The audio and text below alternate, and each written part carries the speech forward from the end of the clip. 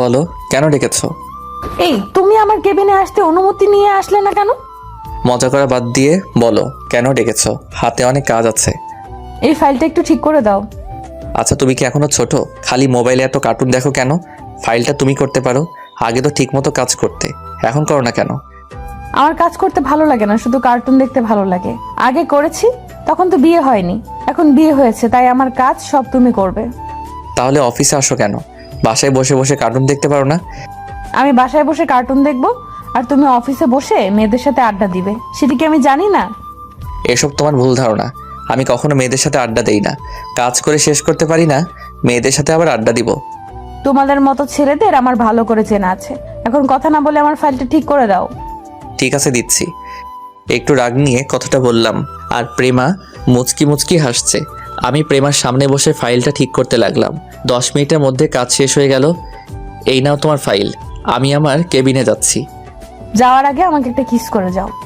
প্রেমা, এটা অফিস, তোমাকে বাসায় গেলে কিস করব। আমার হাতে অনেক কাজ জমে আছে। আমি তোমার কোনো কথাই শুনতে চাই না, তুমি এখন আমাকে কিস করবে। তোমার সাথে পারা যাবে না। কে বলেছে তোমাকে বিয়ে করতে? আমার জীবনটা তুমি টেনাফেনা করে দিচ্ছ। কি? আমি তোমার জীবনটা তেনা তেনা করে দিচ্ছি? লাগবে না তোমার কিস, তুমি গিয়ে তোমার কাজ করো। বাব্বা, আমার জানোটা দেখে আবার অভিমান করতে পারে। আমি তোমার কে যে আমি তোমার সাথে অভিমান করব? তুমি তোমার সব। তোমাকে ছাড়া এই রাসেল পুরো অসহায়। চেয়ার থেকে উঠে গিয়ে প্রেমাকে পিছন থেকে জড়িয়ে ধরে কথাটা বললাম। তখন প্রেমা বলল, যদি তাই হতাম তাহলে আমার সব আবদার পূরণ করতে। আমি বুঝেছি তুমি এখন আমাকে আগের মতো ভালোবাসো না। আমি তোমাকে অনেক ভালোবাসি, আর ভালোবাসি বলে তো তোমার সব আবদার পূরণ করি। তাহলে এখন আমাকে কিস করো। দাঁড়াও, দরজাটা বন্ধ করে দিয়ে আসি। বলে কেবিনের দরজা বন্ধ করে প্রেমাকে জড়িয়ে ধরে তার ঠোঁটের সাথে আমার ঠোঁট লাগিয়ে দিলাম। 5 মিনিট কিস করার পর ছেড়ে দিলাম। তখন আমি বললাম, এবার খুশি হয়েছো? খুশি মানে? অনেক খুশি হয়েছি। ঠিক আছে, তুমি বসে বসে কার্টুন দেখো, আমি হাতের কাজগুলো শেষ করে আসি। ঠিক আছে, যাও। আমি আর কোনো কথা না বলে নিজের কেবিনে চলে আসলাম। এতক্ষণে তো বকবক করেই গেছি, এখনও তো আমার পরিচয় দেওয়া হলো না। আমি রাসেল, বর্তমানে শ্বশুরের অফিসে কাজ করি। পরিবারে আব্বু আম্মু আর একটা ছোট বোন আছে, আর প্রেমা ও হচ্ছে এই অফিসের বস। তাহলে চলুন প্রেমা আর আমার কাহিনী একটু খুলে বলি। প্রেমার সাথে আমার বিয়ে কিভাবে হলো। সকালে ঘুম থেকে উঠতে দেরি হয়ে গেছে। আজকে অফিসে বসের মেয়ে আসবে। আমি অফিসে চাকরি করি আজ 1 বছর ধরে। বস আমার কাজ দেখে অনেক ভালোবাসে, তাই দেরি হলে সমস্যা হয় না। কিন্তু আজকে আমাকে একটু তাড়াতাড়ি অফিসে যেতে বলছে, সেখানে আজকেও লেট। না জানি আজকে কপালে কি হয়েছে। আমি ওয়াশরুমে ঢুকে ফ্রেশ হয়ে রেডি হয়ে নাস্তার টেবিলের সামনে গিয়ে একটা চেয়ার টেনে বসলাম। তখন আমি রাইসাকে বললাম, ওই আজকে আমাকে সকালে ডাকলি না কেন? আমি কি তোর চাকর নাকি যে প্রতিদিন তোকে ঘুম থেকে উঠিয়ে দেব? একটা বিয়ে করতে পারিস না? তাহলে তোর বউ সবসময় উঠিয়ে দেবে। এই তোর মাথায় বিয়ে ছাড়া আর অন্য কিছু আসে না? না, আমার তোর বিয়ে ছাড়া অন্য কিছু আসে না। তোকে বিয়ে না দেওয়া পর্যন্ত আমি বিয়ে করব না। তুই আমার জীবনটা শেষ করে দিচ্ছিস। আমার বিয়ে হয়ে গেলে তোর সাথে প্রতিদিন যুদ্ধ করবে কে? আমি তোকে বিয়ে না দেওয়া পর্যন্ত বিয়ে করব না। ঠিক আছে, আমি তাড়াতাড়ি বিয়ে করে তোকে বিয়ে দিয়ে বাসা থেকে বের করব। আগে বিয়ে করে দেখা, তারপর আমার কথা বলিস। এই, তোরা কি সারাদিন ঝগড়া করবি? এখনো কি তোরা ছোট আছিস? আমার কি দোষ? তোমার মেয়ে তো আমার সাথে সবসময় ঝগড়া করে। কি? আমি তোর সাথে প্রতিদিন ঝগড়া করি নাকি তুই আমার সাথে করিস? এই, তোরা থামবি? আজকে তোর বাবা বাজার থেকে আসুক, তোদের একটা ব্যবস্থা করতে বলবো। আমি তোদের 2 ভাই বোনের জ্বালায় বাঁচি না। তুমি যা খুশি করো, আগে আমাকে নাস্তা দাও। এমনি আজকে অফিসে লেট হয়ে গেছে। তারপর আজকে বসের মেয়ে অফিসে বসবে। এটা কি তোর আজকে নতুন নাকি? তুই তো প্রতিদিন সকালে দেরি করে উঠিস। আমি কি করব, আমার যে প্রচুর ঘুম, তাই সকাল সকাল উঠতে পারি না। তাহলে একটা বিয়ে করতে পারিস না? তোর বউ তোকে প্রতিদিন ডেকে তুলে দিবে। আম্মু, তুমিও ওই খাচ্চুনির মতো শুরু করছো? আগে ওটাকে বাসা থেকে বের করে তারপর আমি বিয়ে করব। আমি খাচ্ছুনি? তুই বিলাই, ছাগল, গরু আরো আছিস, সব হচ্ছিস তুই। এই তোদের আবার শুরু হয়ে গেছে। আর রাসেল, তোর আজকে না অফিসে লেট হয়ে গেছে, তাড়াতাড়ি নাস্তা করে অফিসে যা। আমি মনে মনে রাইসাকে স্বাধীন করলাম। আপনারা আবার ওকে বলে দিয়েন না, তা না হলে আমার অবস্থা খারাপ করে ছাড়বে। নাস্তা শেষ করে বাসার বাইরে এসে বাইক নিয়ে অফিসে যেতে লাগলাম। ও আপনাদের তো রাইসার ব্যাপারে বললাম না। রাইসা এবার মাস্টার্স শেষ করেছে, তাই বাসায় বসে থাকে। বিয়ের জন্য অনেক জায়গা থেকে আসে, কিন্তু তার এক কথা, আমাকে বিয়ে না দেওয়া পর্যন্ত সে বিয়ে করবে না। তাই ওর বিয়েটাও হচ্ছে না। যত জায়গা থেকে বিয়ের জন্য আসে, রাইসা কিছু একটা বাহানা ধরে সবকিছু শেষ করে দেয়। আপনাদের সাথে কথা বলতে বলতে অফিসে চলে আসলাম। গেট দিয়ে ঢুকে বাইকটা পার্কিং করে অফিসের ভিতরে চলে গেলাম। নিজের কেবিনে বসতে না বসতেই পিয়ন শালা এসে বলল, স্যার, ম্যাম আপনাকে ওনার কেবিনে দেখা করতে বলেছে। ঠিক আছে, তুমি যাও, আমি আসছি। পিয়ন আর কোনো কথা না বলে চলে গেল। আমি দোয়া দরুদ পড়তে পড়তে ম্যামের কেবিনের সামনে গিয়ে বললাম, ভিতরে আসতে পারি ম্যাম? আসুন। আমি ভিতরে ঢুকে দেখি ম্যাম অপর দিকে চেয়ার ঘুরিয়ে বসে আছে। তখন আমি বললাম, ম্যাম আপনি আমাকে ডেকেছেন? এখন কয়টা বাজে? ম্যাম 10টা বাজে। আপনার অফিস কয়টায়? জি ম্যাম, সকাল 9টায়। তো অফিসে আসতে এত লেট কেন? প্রায় 1 ঘন্টা লেট। আপনাকে কি চেহারা দেখে বেতন দেওয়া হবে? আসলে ম্যাম ঘুম থেকে উঠতে দেরি হয়ে গেছে। আজকে সকালে আমাকে কেউ ঘুম থেকে ডেকে তুলে নাই, তাই লেট হয়ে গেছে। আপনি যে এরকম লেট করে অফিসে আসেন, আব্বু আপনাকে কিছু বলে না? উনি আমাকে কিছু বলে না, কারণ আমার কাজ শেষ করেই আমি বাসায় যাই। আর উনি আমার কাজ দেখে অনেক খুশি হয় এবং আমাকে অনেক ভালোবাসেন। তখন তো আব্বু অফিসে ছিল, তাই আপনাকে কিছু বলে নাই। এখন থেকে আমি অফিস দেখাশোনা করব। আজকের পর থেকে যদি কোনো দিন আপনার অফিসে আসতে লেট হয়, তাহলে আপনার বেতন থেকে টাকা কেটে নেওয়া হবে। ঠিক আছে ম্যাম, আজকের পর থেকে আর দেরি হবে না। আগামীকাল থেকে ঠিক টাইমে আসবো। ঠিক আছে, আপনি এখন আসতে পারেন। Okay ma'am. আমি আর কোনো কথা না বলে ম্যামের রুম থেকে বেরিয়ে আসলাম। আসার সময় ম্যামের 14 গোষ্ঠী উদ্ধার করলাম। আবার মনে মনে বললাম, ম্যাম তো ঠিকই বলেছে, এভাবে লেট করে অফিসে আসলে কোনো অফিসে আমাকে চাকরি দিবে না। না, কালকে থেকে ঠিক টাইমে আসতে হবে। আর কিছু না ভেবে নিজের কাজগুলো করতে লাগলাম। হঠাৎ রাফি আসলো আমার কেবিনে। রাফি হচ্ছে আমার কলেজ ফ্রেন্ড, দুজনে এই অফিসে চাকরি করি। তখন রাফি বলল, কিরে, ম্যামের কেবিনে এতক্ষণ কি করছিস? কি আর করবো, ম্যাম আমাকে কিছুক্ষণ হেদায়েত করলো। ঠিকই করেছে। তুই ঠিক টাইমে অফিসে আসিস না কেন? আগে তো ম্যামের আব্বু ছিল, এখন তার মেয়ে অফিস দেখাশোনা করবে। আগের মতো দেরি করে আসা যাবে না। ঠিক বলছিস। আচ্ছা, তুই কি ম্যামের চেহারা দেখেছিস? দেখছি। কেন বলতো, তুই দেখিসনি? তাহলে কি তোকে জিজ্ঞেস করতাম? শালি চেয়ার ঘুরিয়ে আমাকে বাসন দিছে। তুই জানিস ম্যাম দেখতে অনেক সুন্দর। যদি ওর মতো মেয়ের সাথে প্রেম করতে পারতাম। তাহলে রিয়াকে গিয়ে বলবো, রাফি তোকে এখন আর ভালোবাসে না, এখন অফিসের ম্যামের দিকে নজর দিছে।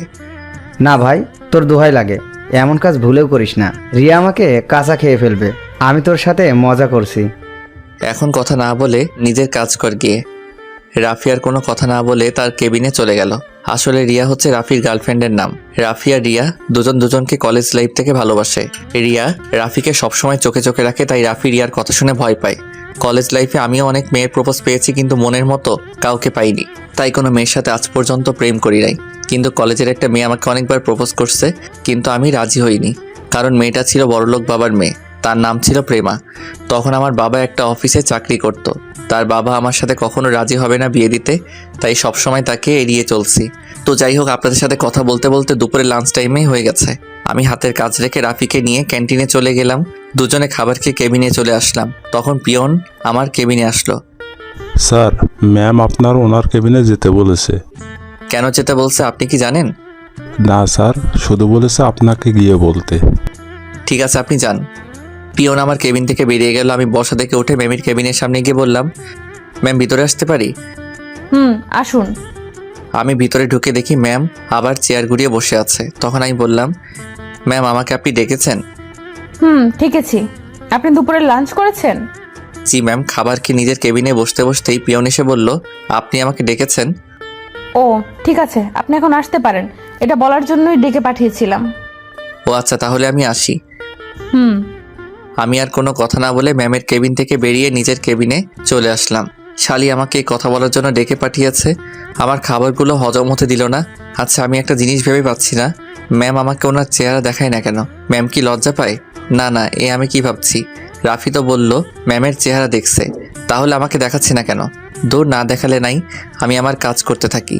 কিন্তু ম্যামের গলার কণ্ঠ আমার কেমন জানি চেনা চেনা লাগছে। আর কিছু ভাবতে পারছি না, নিজের কাজে মন দেই।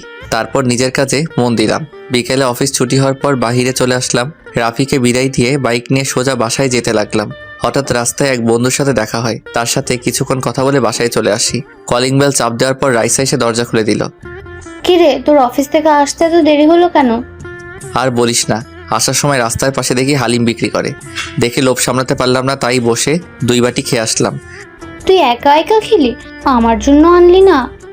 আমাকে পাগলা কুকুরে কামড় দিচ্ছে, তোর জন্য হালিম আনতে যাব? তুই আম্মুর কাছে প্রতিদিন আমাকে বকা শোনাস।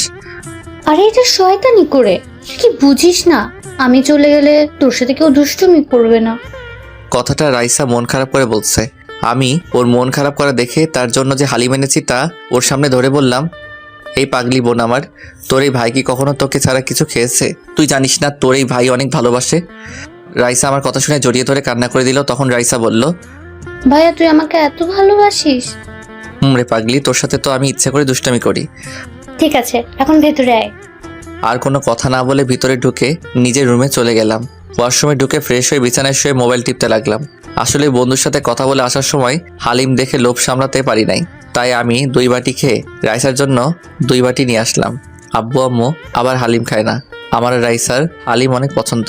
তো যাই হোক, রাতে সবার সাথে খাবার খেয়ে রুমে চলে আসলাম। বিছানার সময় মোবাইল টিপতে গেলে ম্যামের কথাগুলো মনে পড়ে যায়। মোবাইলে অ্যালার্ম দিয়ে রাখলাম, তাই আর মোবাইল না টিপে ঘুমিয়ে পড়লাম। সকালে ঘুম থেকে তাড়াতাড়ি উঠে গেলাম। ঘড়ির দিকে তাকিয়ে দেখি মাত্র 7টা বাজে। এখন অফিসের টাইম 2 ঘন্টা বাকি আছে। বিছানা থেকে নেমে ওয়াশরুমে ঢুকে ফ্রেশ হয়ে একটা জামা গায়ে দিয়ে নিচে আসলাম। তখন আব্বু আম্মু এবং রাইসা আমার দিকে কেমন চোখে যেন তাকিয়ে আছে। আমি তো কিছুই বুঝতে পারছি না। তোমরা সবাই আমার দিকে এভাবে তাকিয়ে আছো কেন? আমি কি কোনো এলিয়েন নাকি? বাবা, তোর কিছু হয়েছে? শরীর খারাপ নাকি? এ কথা বললে কেন? আমি তো ঠিকই আছি। মানে আম্মু বলতে চাইছে সূর্য আজকে কোন দিকে উঠছে। কেন? প্রতিদিন যেদিকে উঠে আজকেও সেই দিকেই উঠেছে। রাইসা, আমার মনে হয় রাসেলের কিছু হয়েছে। যে ছেলেকে সকালে এত ডাকার পরেও উঠে না, সে ছেলে আজকে এত সকাল সকাল কিভাবে উঠলো? আমি কি সকাল সকাল উঠতে পারি না? সেটা তো আমরা আজ 1 বছর ধরে দেখে আসছি। আরে অফিসের ম্যাম অনেক কড়া। গতকাল আমাকে যে বাসন দিছে তাই সকাল সকাল ঘুম থেকে উঠে গেলাম। ম্যামের আব্বু হলে কোনো সমস্যা ছিল না, কিন্তু বসের মেয়ের অনেক রাগ। এবার ঠিক হয়েছে, এখন থেকে দেরি করে অফিসে গেলে তোর ম্যামের ঝাড়ি খেতে হবে। ঠিকই বলছিস। আম্মু নাস্তা কি হয়েছে? এখনো হয়নি, তোরা বসে গল্প কর, আধা ঘন্টার মধ্যে হয়ে যাবে। ঠিক আছে বলে আমি সোফায় গিয়ে বসলাম। তখন রাইসা আমার পাশে বসে বলল, ভাইয়া তোর ম্যাম দেখতে কেমন রে? আমি এখনো ম্যামের চেহারা দেখি নাই। যে সময় আমাকে কেবিনে ডাকবে তখন ম্যাম চেয়ার ঘুরিয়ে আমার সাথে কথা বলে। এভাবে কথা বলে কেন? বাকিদের সাথে কি এভাবে কথা বলে? না, শুধু আমার সাথে এভাবে কথা বলে। তাহলে আমার মনে হয় এখানে কোনো কারণ আছে। অফিসে সবার সাথে সামনাসামনি কথা বলে, তোর সাথে চেয়ার ঘুরিয়ে কথা বলে কেন? সেটা আমি বলতে পারবো না, দেখি সামনে কি হয়। মাত্র তো প্রথম দিন এমন করছে, কোনো একদিন তো অবশ্যই দেখতে পাবো। তারপর আমি আর রাইসা আরও কিছুক্ষণ কথা বললাম। কিছুক্ষণ পর আম্মু টেবিলে নাস্তা নিয়ে আসলো। সবার সাথে নাস্তা করে রুমে এসে রেডি হয়ে বাসা থেকে বেরিয়ে বাইক নিয়ে অফিসে চলে আসলাম। বাইক পার্কিং করে অফিসের ভিতরে ঢুকে নিজের কেবিনে চলে আসলাম। আজকে 20 মিনিট আগে অফিসে চলে আসলাম। আমি বসে বসে মোবাইল টিপতে লাগলাম। অফিসের সবাই আস্তে আস্তে আসা শুরু করলো। কিছুক্ষণ পর রাফি অফিসের ভিতরে ঢুকে আমাকে দেখে কেবিনে আসলো। তখন রাফি বলল, কিরে, তুই কি রাসেল নাকি অন্য কেউ? আমি রাসেল না, রাসেলের ফটোকপি। আমার তো মনে হয় আজ 1 বছর পর তুই অফিসে আগে এসেছিস। কি করব বলো, শালার ঘুমের কারণে ঠিক টাইমে আসতে পারি না। ঠিক আছে, চল দুজনে কফি খেয়ে আসি, কফি খেয়ে এসে কাজ করব। ঠিক আছে চলো। আমি আর রাফি কেবিন থেকে বেরিয়ে ক্যান্টিনে চলে গেলাম। দুজনে 2টা কফি খেয়ে অফিসে চলে আসলাম। রাফি ওর কেবিনে চলে গেল, আমি আমার কেবিনে বসে কাজ করতে লাগলাম। কাজ করতে করতে দুপুরে লাঞ্চের টাইম হয়ে গেছে, কিন্তু অবাক করার বিষয় হলো আজকে ম্যাম আমাকে তার কেবিনে ডাকে নাই। মনে হয় টাইম মতো আসার কারণে ডাকে নাই। আর ডাকে নাই ভালোই করছে, তা না হলে আমাকে কিছুক্ষণ ভাষণ দিত। এই যা শালির কথা বলতে না বলতেই পিয়ন এসে বলল, স্যার, ম্যাম আপনাকে ওনার কেবিনে ডাকছে। এখন তো দুপুরে লাঞ্চের টাইম, আমি এখন খাবার খেতে যাব। আমাকে বলে লাভ নেই, ম্যামের কাছে গিয়ে বলেন আপনাকে তাড়াতাড়ি যেতে বলেছে। এই কথা বলে পিয়ন কেবিন থেকে বেরিয়ে গেল। এখন লাঞ্চের টাইমে কেন ডাকলো? আবার অনেক খিদেও লাগছে, মনে কয় শালির মাথা ফাটিয়ে দেই। আমি কেবিন থেকে বেরিয়ে ম্যামের কেবিনের সামনে গিয়ে বললাম, ম্যাম ভিতরে আসতে পারি? আসুন। আমি ভিতরে গিয়ে দেখি ম্যাম আগের মতো চেয়ার ঘুরিয়ে বসে আছে। ম্যাম আমাকে কেন ডেকেছেন? এখন তো দুপুরের লাঞ্চ টাইম। আপনি আজকে আমার সাথে লাঞ্চ করবেন, তাই কেবিনে আসতে বললাম। আপনি আমার সাথে কিভাবে খাবার খাবেন? আপনি তো আপনার চেহারা এখনো পর্যন্ত আমাকে দেখান নাই। আমার চেহারা দেখলে আপনি চেয়ার থেকে উঠে যাবেন, কারণ আপনি আমাকে ভালো করে চেনেন। আমি আপনাকে চিনি মানে? কে আপনি? মনে করে দেখেন তো, কলেজে আপনাকে প্রতিদিন একটা মেয়ে প্রপোজ করতো, কিন্তু আপনি রাজি হতেন না। আপনি প্রেমার কথা বলছেন, কিন্তু আপনি ওকে চিনেন কিভাবে? আপনি সেটা পরে জানতে পারবেন। এখন বলেন, প্রেমার প্রপোজে রাজি হতেন না কেন? সে কি দেখতে খারাপ? আসলে ম্যাম, প্রেমা মেয়েটাকে আমারও অনেক পছন্দ, কিন্তু সে ছিল বড়লোক বাবার একমাত্র মেয়ে। আমার বাবা ছিল সাধারণ একটা অফিসের কর্মচারী। প্রেমার বাবা কখনো আমাদের সম্পর্ক মেনে নিবে না, তাই প্রেমা যতবার প্রপোজ করত আমি তাকে ফিরিয়ে দিতাম। তোমার বাবা অফিসে কর্মচারী তো কি হয়েছে? উনি কি মানুষ না? টাকা পয়সা দিয়ে কখনো ভালোবাসা হয় না, দুজনের দুই মনের মিল থাকলে ভালোবাসা হয়। সেটা ঠিক আছে, কিন্তু প্রেমার বাবা কখনো মানবে না। সত্যি করে বলুন তো, আপনি কি এখনো প্রেমাকে ভালোবাসেন? যদি সে আপনার কাছে ফিরে আসে তখন তাকে আপন করে নেবেন? সে যদি আপনাকে বিয়ে করতে চায়, আপনি তাকে বিয়ে করবেন? আমি এখনো তাকে ভালোবাসি, কিন্তু সে এখন কোথায় থেকে ফিরে আসবে? তাকে তো পড়ালেখা ছাড়ার পর আর দেখতেই পাইনি। সে আপনার আশেপাশেই আছে, আপনি বলুন তাকে আপন করবেন। বিয়ে করতে রাজি আছি, যদি তার বাবা মা এবং আমার বাবা মা রাজি থাকে। প্রেমার বাবা মা সবাই রাজি আছে, এখন আপনি রাজি কিনা সেটা বলুন। আপনি জানলেন কিভাবে যে প্রেমা রাজি আছে? আপনি কে? হঠাৎ ম্যাম চেয়ার ঘুরিয়ে আমার দিকে তাকিয়ে মুচকি মুচকি হাসছে। আমি তো ম্যামকে দেখে অবাক হয়ে গেলাম। এ আর কেউ নয়, প্রেমা। তখন প্রেমা আমাকে বলল, কি ব্যাপার, শখ খেলো নাকি মিস্টার রাসেল? প্রেমা তুমি এখানে? তার মানে এটা তোমাদের অফিস? এটা আমাদের অফিস। 4 দিন আগে অফিসে আব্বুর কাছে আসলাম, তখন হঠাৎ তোমাকে অফিসে দেখি। তারপর আব্বুকে বুঝিয়ে আমি অফিসে জয়েন করি। আব্বু আমাকে আগের থেকে বলেছে অফিসের দায়িত্ব হাতে নেওয়ার জন্য, কিন্তু আমার অফিসের কাজ করতে ভালো লাগে না। তোমাকে দেখি অফিসের বসের দায়িত্ব পালন করতে এসেছি। এই জন্যই তো বলি তুমি আমাকে চেহারা দেখাও না কেন। তোমার গলার কণ্ঠ কেমন যেন চেনা চেনা লাগছে। আচ্ছা, তুমি পড়াশোনা শেষ করার পর কোথায় ছিলে? আসলে পড়ালেখা শেষ করার কিছুদিন পর আমার ব্লাড ক্যান্সার ধরা পড়ে। প্রায় 6 মাস বাংলাদেশে অনেক ডাক্তার দেখিয়েছি, কিন্তু কোনো উন্নতি দেখছি না। তারপর আব্বু আমাকে আমেরিকা মামাদের কাছে নিয়ে যায়। সেখানে একটা হসপিটালে আমার অপারেশন হয়। আল্লাহ দিলে 6 মাসে আমি পুরোপুরি সুস্থ হয়ে যাই। সুস্থ হয়ে বাংলাদেশে ফিরে আসি। ও রাসেল, তুমি আমাকে একটু ভালোবাসা দিবে? আমি সারা জীবন তোমায় আগলে রাখবো, কখনো কষ্ট পেতে দিব না। আমি চেয়ার থেকে উঠে প্রেমাকে পিছন থেকে জড়িয়ে ধরে বললাম, আমিও তোমাকে ভালোবাসি। একমাত্র তোমার কারণে সব মেয়েদের রিজেক্ট করে দিছি।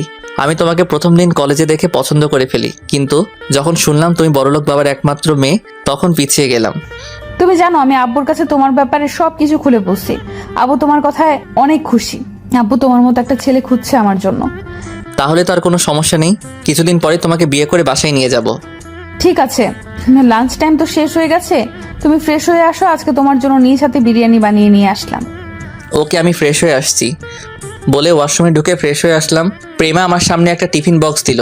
আমি খুলে দেখি বিরিয়ানি। আমি খেতে শুরু করলাম। হঠাৎ মনে হলো প্রেমা তো এখনো খাবার খায়নি। আসলে পেটের খিদায় প্রেমার কথা ভুলে গেছি। প্রেমার দিকে তাকিয়ে দেখে আমার দিকে তাকিয়ে আছে। আমি কোনো কথা না বলে প্রেমার মুখের সামনে খাবার ধরলাম। প্রেমা কোনো কথা না বলে খেতে লাগলো। ও তার মানে আমার হাতে খাওয়ার জন্য এতক্ষণ মহারানী বসেছিল। প্রেমাকে আমি খাইয়ে দিতে লাগলাম। প্রেমা আমার দিকে তাকিয়ে আছে। এভাবে আমার দিকে তাকিয়ে আছো কেন? তুমি কি আমার সেই রাসেল যাকে 1000বার প্রপোজ করার পরেও রাজি হলো না? তুমি সবকিছু শুনে তারপরেও কথাটা কিভাবে বলছো? এইভাবে সারা জীবন আমাকে খাইয়ে দিবে তো? তোমার কি হাত নেই? আমি তোমাকে খাইয়ে দিতে যাব কেন? তোমার আর খাইয়ে দিতে হবে না, আমি আর খাবো না। ও মা, মহারানী দেখি আবার রাগ করতে জানে। তুমি চাইলে আমি সবসময় তোমাকে খাইয়ে দিব। এই না হলে আমার জামাই। হয়েছে হয়েছে, এখন তাড়াতাড়ি খাও, হাতের কিছু কাজ বাকি আছে। আজকে তোমাকে আর কাজ করতে হবে না, দুজন মিলে বাইরে ঘুরতে যাব। ঠিক আছে। তারপর দুজনে খাবার খেলাম। প্রেমা আমার থেকে টিফিন বক্সটা নিয়ে ওয়াশরুমে চলে গেল। কিছুক্ষণ পর বেরিয়ে আসলো, হাতে করে 1 গ্লাস পানি নিয়ে আসলো। আমার হাতটা ধুয়ে দিল। তারপর প্রেমার ওড়না দিয়ে মুখ মুছে দিল।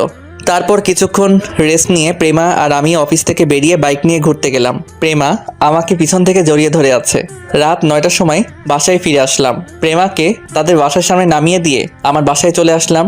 দেখতে দেখতে আমাদের বিয়েটা হয়ে গেল। 2 ফ্যামিলি মিলে আমাদের বিয়ের দিন তারিখ ঠিক করলো। তারপর বিয়েটা হয়ে গেল।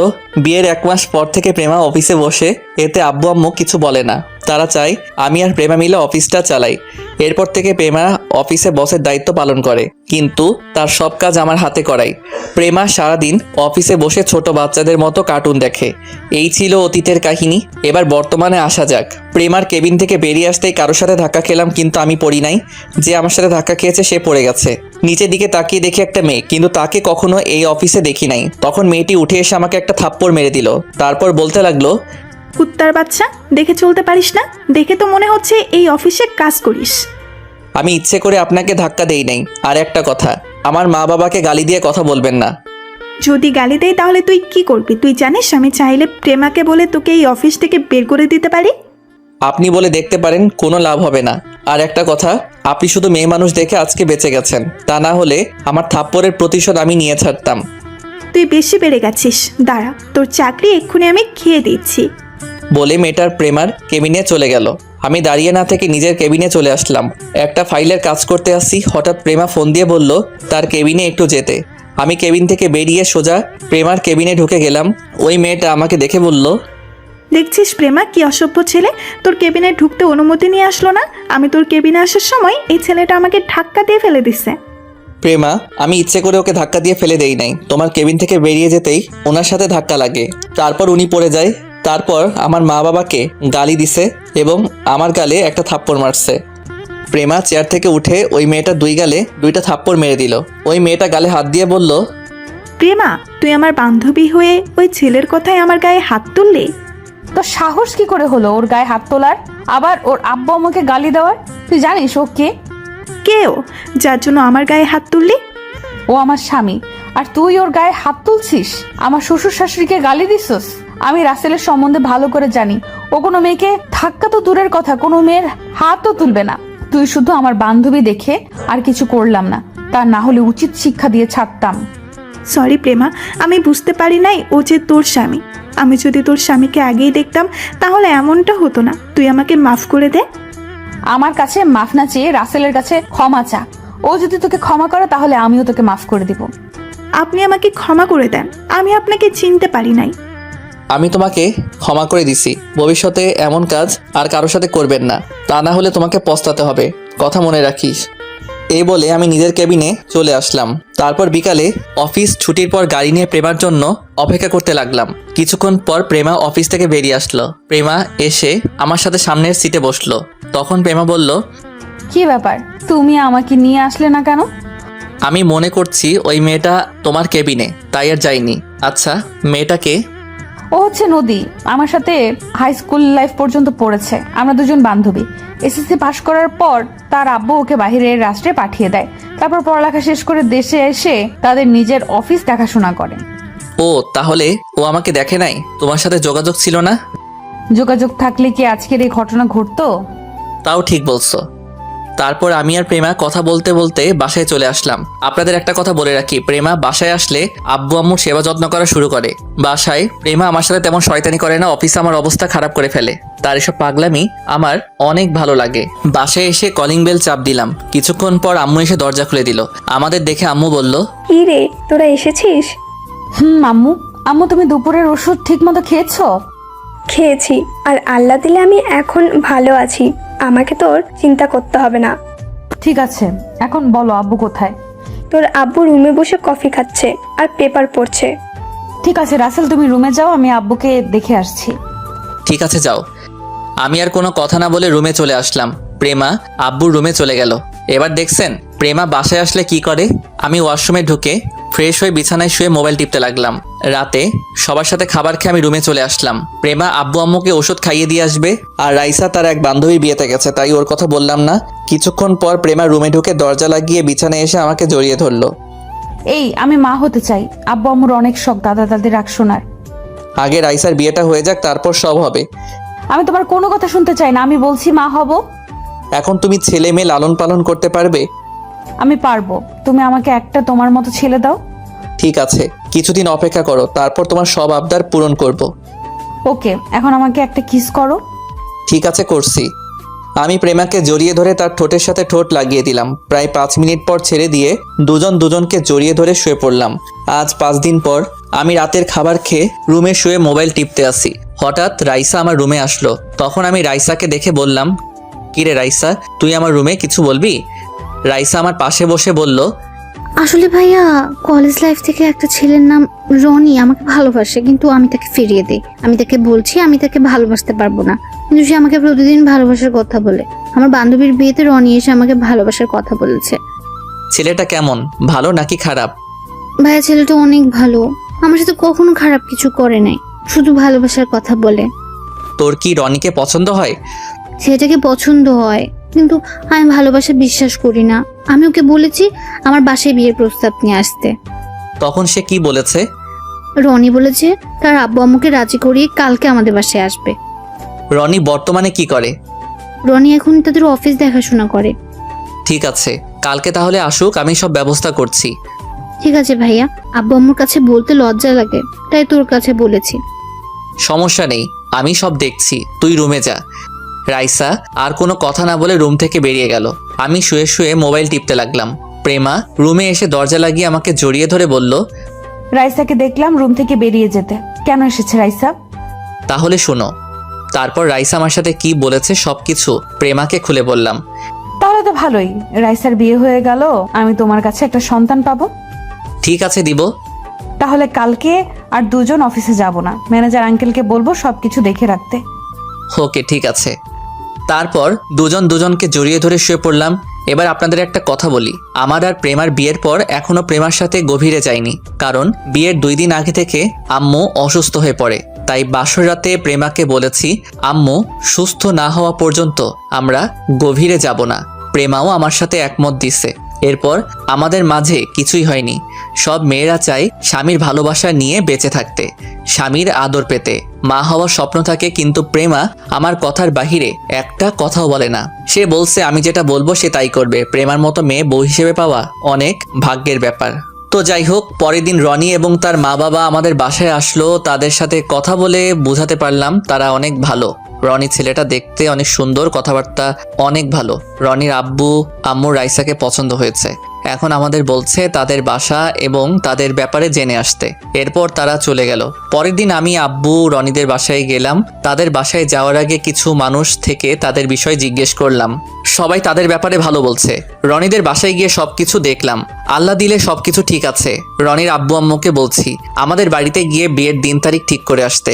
আজকে রাইসার গায়ে হলুদ, অফিসের সবাইকে দাওয়াত দেওয়া হয়েছে। রাফিকে বলছি রিয়াকে নিয়ে আসতে।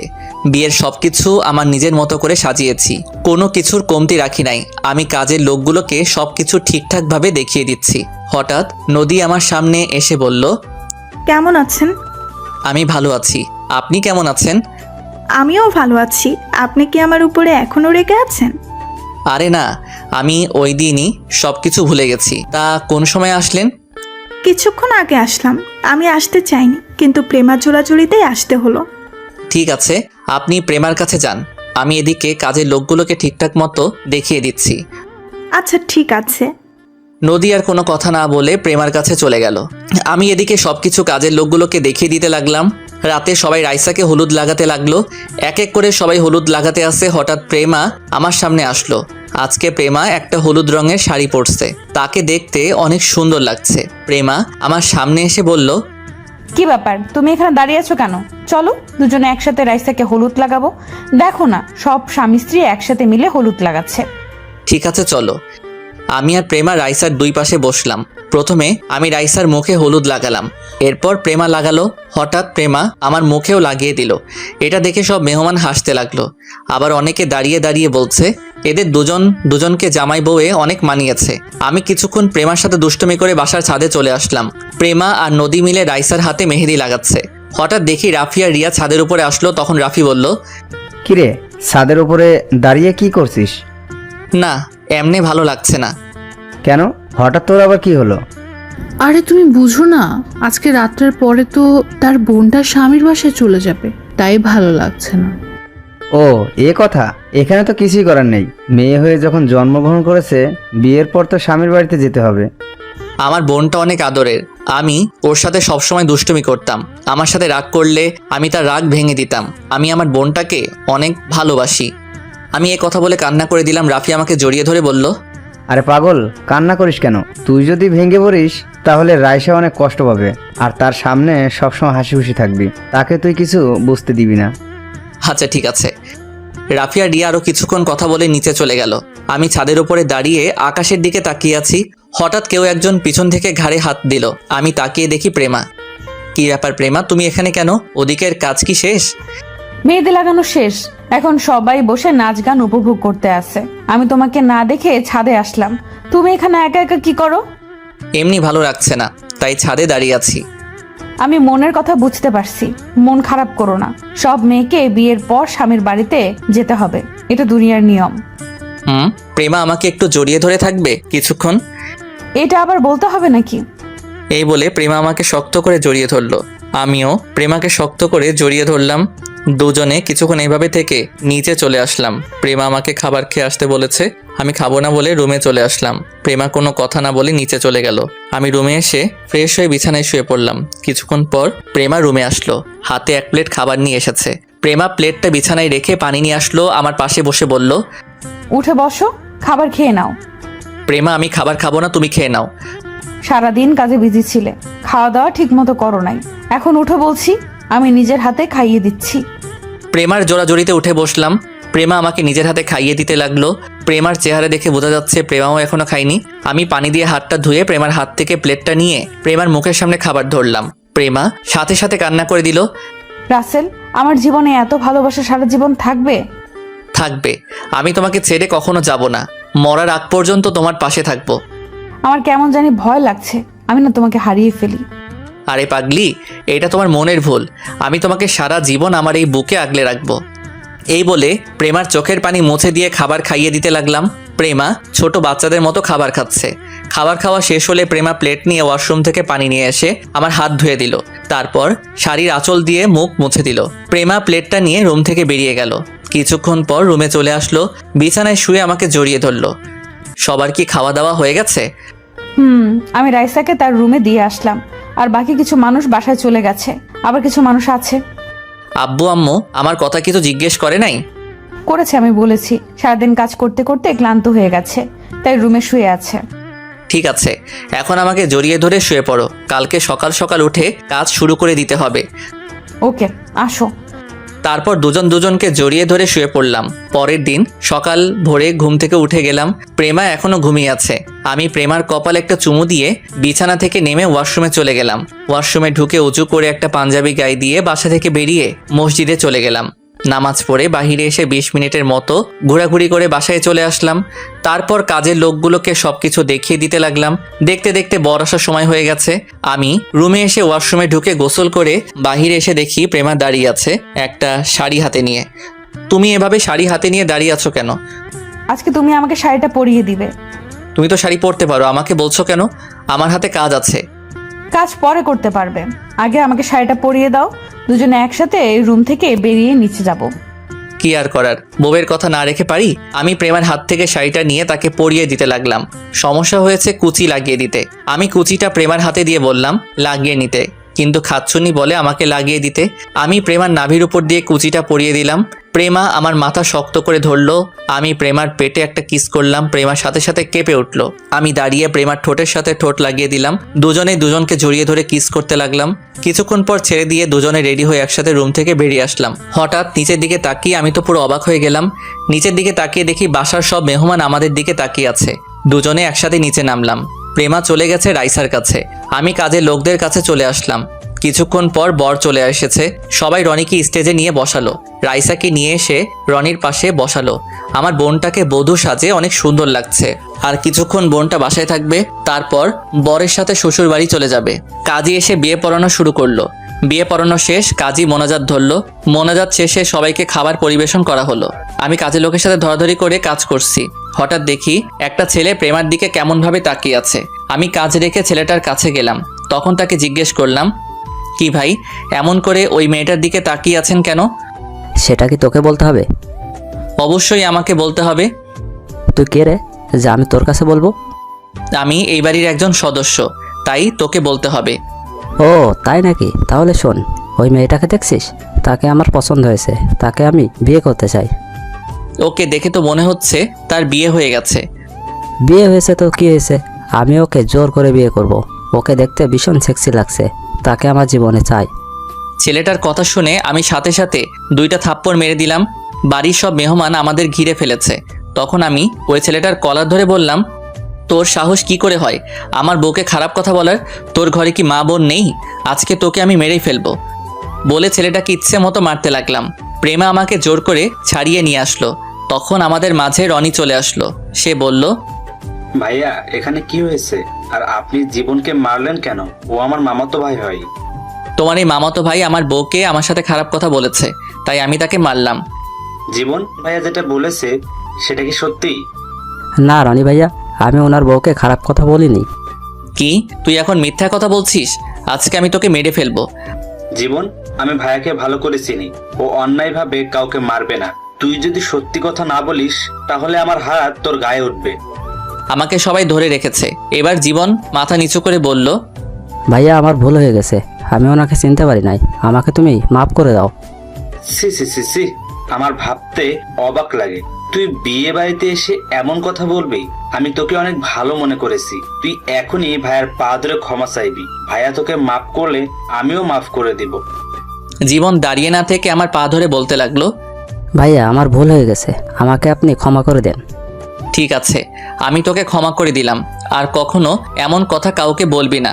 মেয়েরা হচ্ছে মায়ের জাত, আর আমার বউ তোমার থেকে বড়, তাকে বড় বোনের নজরে দেখবে। ঠিক আছে ভাইয়া, এমন ভুল আর জীবনেও হবে না। ঠিক আছে, আপনারা সবাই যার যার জায়গায় চলে যান। প্রেমা আমাকে টেনে রুমে নিয়ে আসলো। তখন আমাকে বলল, তুমি ছেলেটাকে মারলে কেন? একটু বুঝিয়ে বললেই তো হতো। তোমার নামে খারাপ কথা বলবে, আমি তাকে এমনি এমনি ছেড়ে দিব? হয়েছে, এখন মাথা ঠান্ডা করো। ও ছেলে তার ভুল বুঝতে পেরেছে। ঠিক আছে, এখন তুমি রাইসার কাছে যাও, আমি এদিকটা দেখছি। প্রেমা আর কিছু না বলে রুম থেকে বেরিয়ে গেল। আমি রুম থেকে বেরিয়ে কাজে লেগে পড়লাম। আস্তে আস্তে সবার খাওয়া দাওয়া শেষ হয়ে গেল। এখন রাইসাকে বিদায় দেওয়ার পালা। রাইসা আব্বু আম্মুকে জড়িয়ে ধরে কান্না করতে লাগলো, নিজের চোখ দিয়ে পানি পড়তে লাগলো। বোনটার সাথে অনেক দুষ্টুমি করছি, এখন কার সাথে করব? রাইসা মা বাবাকে ছেড়ে আমাকে জড়িয়ে ধরে কান্না করে দিল। আমি রনির হাতে রাইসাকে তুলে দিয়ে বললাম, রনি, আমার বোনটাকে তোমার হাতে তুলে দিলাম। ওর চোখে কখনো অশ্রু ঝরতে দেই নেই। তুমি আমার বোনটার খেয়াল রেখো, তাকে কখনো কষ্ট দিও না। আপনি কোনো চিন্তা করবেন না ভাইয়া, আমি রাইসাকে কখনো কষ্ট দিতে দেব না। আরও কিছু কথা বলে রাইসাকে গাড়িতে উঠিয়ে দিলাম। বোনটাকে তুলে দিতে অনেক কষ্ট হচ্ছে। আস্তে আস্তে সবাইকে বিদায় দিয়ে দিলাম। আমি রুমের ভিতরে ঢুকে শুয়ে শুয়ে রাইসার জন্য কান্না করতে লাগলাম। কিছুক্ষণ পর প্রেমা রুমে আসলো, আমার পাশে বসে বলল, এই তুমি কান্না করছো কেন? রাইসার জন্য অনেক খারাপ লাগছে। কান্না করো না, এখন শুধু ওর জন্য দোয়া করো, আল্লাহ যেন ওর সংসার জীবনে সুখী রাখে। প্রেমা আরও কিছুক্ষণ কথা বলে আব্বু আম্মুর রুমে চলে গেল। আমি বিছানায় শুয়ে পড়লাম। দেখতে দেখতে 1 মাস চলে গেল। আল্লাহর রহমতে আমার বোনটা অনেক সুখী আছে। আর এর ভিতরে প্রেমাকে স্বামীর অধিকার দিয়েছি। সুন্দরভাবে চলছে আমাদের সংসার। এখন নদীর সাথে ভালো বন্ধুত্ব হয়ে গেছে। প্রেমা এখন আর অফিসে বসে কার্টুন দেখে না, আগের মতো অফিসের কাজে মন দিচ্ছে। দুজনে মিলে অফিসটা সুন্দরভাবে চালিয়ে যাচ্ছি। নিজের কেবিনে বসে কাজ করতে আসি। হঠাৎ প্রেমা ফোন দিয়ে বলল তার কেবিনে যেতে। আমি আমার কেবিন থেকে বেরিয়ে প্রেমার কেবিনে গেলাম। একটা চেয়ারে বসে বললাম, বলো কেন ডেকেছো? তুমি তো জানো আমাদের একটা ডিল হতে যাচ্ছে ফারহান কোম্পানির সাথে। এখন ওটার কাজ কতটুকু আগালো, এই ডিলটা পেলে আমাদের কোম্পানি আরো উপরে উঠে যাবে। মোটামুটি কাজ প্রায় শেষের দিকে। তুমি দেখো, এই ডিলটা আমরা পাবোই। তাই যেন হয়। চলো দুজনে খাবার খেয়ে নেই, দুপুরে লাঞ্চের টাইম তো হয়ে গেছে। ঠিক আছে, আমি ফ্রেশ হয়ে আসছি বলে আমি ওয়াশরুমে ঢুকে ফ্রেশ হয়ে আসলাম। প্রেমা একটা প্লেটে খাবার দিল। আমি প্লেটটা হাতে নিয়ে প্রেমাকে খাইয়ে দিচ্ছি।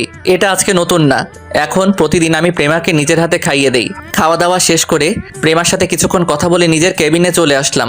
দেখতে দেখতে সেই দিনটা চলে এসেছে। আমি আর প্রেমার সব কাগজপত্র নিয়ে ফারহান কোম্পানিতে গেলাম। অনেক বড় বড় কোম্পানির মালিক এসেছে এই ডিলটার জন্য।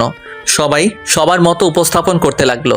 আসলে ফারহান হচ্ছে এই কোম্পানির ছেলের নাম। ফারহান ছেলেটা দেখতে অনেক হ্যান্ডসাম, যে কোনো মেয়ে তাকে দেখলেই প্রেমে পড়ে যাবে।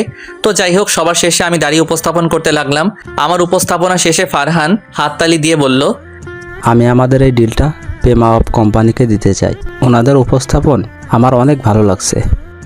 ডিলটা পেয়ে আমি আর প্রেমা অনেক খুশি হয়েছি। ফারহান হলরুম থেকে বেরিয়ে যেতেই আমাদের বলেছে তার কেবিনে যেতে। আমি আর প্রেমা ফারহানের কেবিনে অনুমতি নিয়ে ঢুকলাম।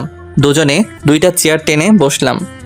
আপনার উপস্থাপনা আমার অনেক ভালো লেগেছে। আমি চাই আপনারা নিজের মতো করে কাজটা করবেন। জি অবশ্যই। তারপর ফারহান আমাদের হাতে ডিলটা তুলে দিল। আমরা ফারহানের কেবিন থেকে বেরিয়ে অফিসের বাইরে চলে আসলাম। গাড়ি নিয়ে নিজেদের অফিসে যেতে লাগলাম। তখন প্রেমা বলল, আমাদের কোম্পানিটা এখন বাংলাদেশের টপে উঠে যাবে। ঠিক বলছো, এতদিনের পরিশ্রম বৃথা যায়নি। কথা বলতে বলতে অফিসে চলে আসলাম। দেখতে দেখতে আরও 2টা মাস চলে গেল। আমাদের কোম্পানিটা এখন বাংলাদেশের টপের মধ্যে একটা। এই সবই হয়েছে আমার প্রেমার জন্য। আমার আর প্রেমার ভালোবাসা আগের মতোই আছে। রাতে শুয়ে শুয়ে মোবাইল টিপতে আসি, কিছুক্ষণ পর প্রেমা রুমে এসে আমাকে জড়িয়ে ধরে বলল, এই তুমি অনেক দিন হয়েছে আমাকে আদর করো না, আজকে আমাকে অনেক আদর করতে হবে। এতদিন তো কাজের চাপে তোমাকে আদর করতে পারি নাই, আজকে তোমাকে মন ভরে আদর করব। তো করো, আমি তোমার আদর সবসময় পেতে চাই। আমিও আর শুয়ে না থেকে প্রেমার ঠোঁটের সাথে ঠোঁট লাগিয়ে দিলাম। দুজন দুজনকে জড়িয়ে ধরে কিস করতে লাগলাম। তারপর আমি আস্তে আস্তে হারিয়ে গেলাম অজানা ঠিকানায়। একদিন অফিসে বসে কাজ করতে আসি। আজকে প্রেমা অফিসে আসে নাই, কারণ আজকে প্রেমা তাদের বাসায় গেছে। তার আব্বু নাকি হঠাৎ অসুস্থ হয়ে পড়ছে। আমি বলছিলাম যাওয়ার জন্য, পরে প্রেমা বলল বেশি অসুস্থ না, ওষুধ খেলে ঠিক হয়ে যাবে। প্রেমা বিকেলের মধ্যে বাসায় ফিরে আসবে। আমি আর কিছু বললাম না। হঠাৎ কেউ একজন দরজার সামনে দাঁড়িয়ে বলল, ভেতরে আসতে পারি স্যার? আমি দরজার দিকে তাকিয়ে দেখি নদী। তখন আমি বললাম, আরে আসো। তা হঠাৎ আজকে অফিসে আসলে যে? অফিসের সামনে দিয়ে যাচ্ছিলাম, তখন ভাবলাম প্রেমা আর আপনার সাথে দেখা করে যাই, কিন্তু প্রেমাকে তো দেখছি না। ওর আব্বু হঠাৎ অসুস্থ হয়ে পড়ে, তাই প্রেমা তার বাবাকে দেখতে গেছে, এই জন্য আজকে অফিসে আসে নাই। ও আচ্ছা, আপনার হাতে কি তেমন কাজ আছে? না, তেমন কোনো কাজ নেই। কেন বলো তো? তাহলে চলুন দুজনে আজকে বাহির থেকে কফি খেয়ে আসি। সেটা মন্দ না, ঠিক আছে চলো। আমি আর নদী অফিস থেকে বেরিয়ে আমার গাড়ি করে একটা কফি শপে চলে গেলাম। গাড়ি পার্কিং করে আমি আর নদী কফি শপে ঢুকলাম। দুজনে একটা টেবিলে গিয়ে বসলাম। ওয়েটারকে বললাম 2টা কফি দিতে। কিছুক্ষণ পর ওয়েটার কফি দিয়ে গেল। আমি আর নদী কফি খাচ্ছি। হঠাৎ একটা টেবিলে চোখ পড়তেই আমি পুরো অবাক হয়ে গেলাম। আমি কাকে দেখছি, নিজের চোখকে বিশ্বাস করতে পারছি না। আর কেউ না, প্রেমা। দেখি ফারহান কোম্পানির ফারহানের সাথে বসে কফি খাচ্ছে আর দুজনে হেসে হেসে কথা বলছে। নদী এখনো দেখে নাই। আমি আর নদী কফি খেয়ে বাহিরে চলে আসলাম। নদীকে বিদায় দিয়ে অফিসে চলে আসলাম। নিজের কেবিনে মনমরা হয়ে বসে আছি। হঠাৎ রাফি আমার কেবিনে আসলো। একটা চেয়ারে বসে বলল, কিরে তোকে কেমন মনমরা লাগছে? কি হয়েছে তোর? আজকে নিজের চোখে যেটা দেখলাম সেটা আমি কখনো প্রেমার কাছ থেকে আশা করি নাই। কি হয়েছে আমাকে একটু বলতো। আজকে প্রেমার বান্ধবী নদীকে নিয়ে একটা কফি শপে কফি খাচ্ছিলাম। তখন একটা টেবিলে দেখি প্রেমা আর ফারহান দুজনে বসে কফি খাচ্ছে আর হেসে হেসে কথা বলছে। তুই কোন ফারহানের কথা বলছিস? আরে আগে আমাদের যে ডিলটা দিয়েছে ফারহান কোম্পানির মালিক, ফারহানকে দেখলাম। তার মানে কি প্রেমা আর ফারহানের ভিতরে কিছু চলছে? ফারহান ছেলেটা দেখতে অনেক সুন্দর। প্রেমা কি তার সুন্দর চেহারার প্রেমে পড়ে গেছে? আমার মনে হয় তোর কোথাও ভুল হচ্ছে। আর প্রেমাকে দেখে মনে হয় না অন্য ছেলের সাথে প্রেম করবে। তুই একটাবার প্রেমার সাথে কথা বলে দেখ। তুই ঠিকই বলছিস, আমি ওর সাথে এই ব্যাপারে কথা বলবো। ঠিক আছে, মন খারাপ করিস না, এখন কাজ কর, আমি নিজেই কাজ করি গিয়ে। ঠিক আছে যা। রাফি আর কোনো কথা না বলে চলে গেল। আমি মোবাইলটা হাতে নিয়ে প্রেমাকে ফোন দিলাম। বলো। তুমি এখন কোথায় যাচ্ছ? আমি তো বাসায় যাচ্ছি। কেন বলো তো? তোমার আব্বুর কাছে অনেকক্ষণ আগে ফোন দিয়েছি। আব্বু বলছে তুমি নাকি বাসায় চলে গেছো। তাহলে এত দেরি কেন? আসলে তুমি কিছু মনে করো না, বাসায় যাওয়ার সময় হঠাৎ ফারহানের সাথে রাস্তায় দেখা। ফারহানের জোরাজোরিতে কফি খেয়ে আসতে লেট হয়ে গেল। আমাকে তো ফোন করে বলতে পারতে। আমি তো মনে করেছি বেশি সময় লাগবে না, কিন্তু কথা বলতে বলতে অনেক দেরি হয়ে গেছে। আর কথা না বলে থাকতে পারছি না। ওর কারণে আমাদের কোম্পানিটা এত উপরে উঠেছে। আচ্ছা ঠিক আছে, এখন বাসায় যাও বলে ফোনটা কেটে দিলাম। আমি মনে মনে বললাম, প্রেমা তো ঠিক কথাই বলেছে। ফারহানের কারণে আমাদের কোম্পানিটা এত উপরে উঠেছে।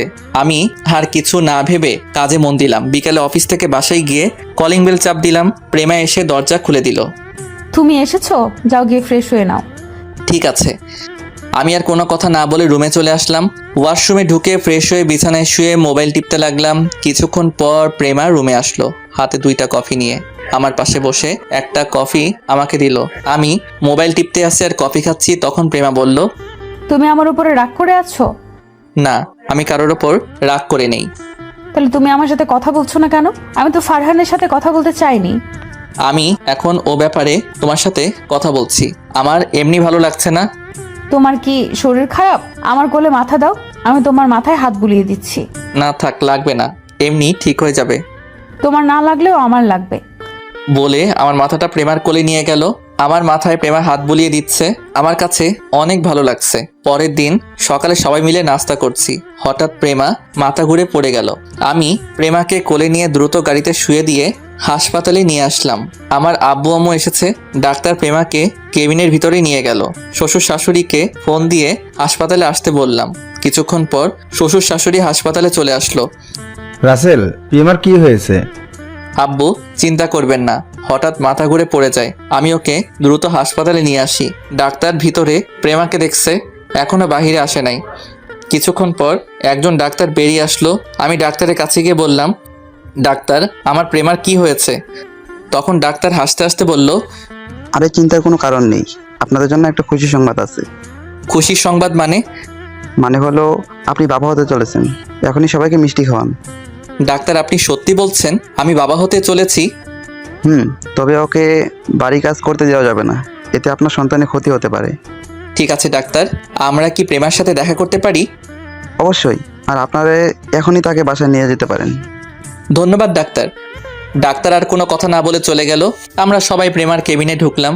সবাই অনেক খুশি। আব্বু আম্মু, দাদা দাদি হবে, শ্বশুর শাশুড়ি, নানা নানি হবে।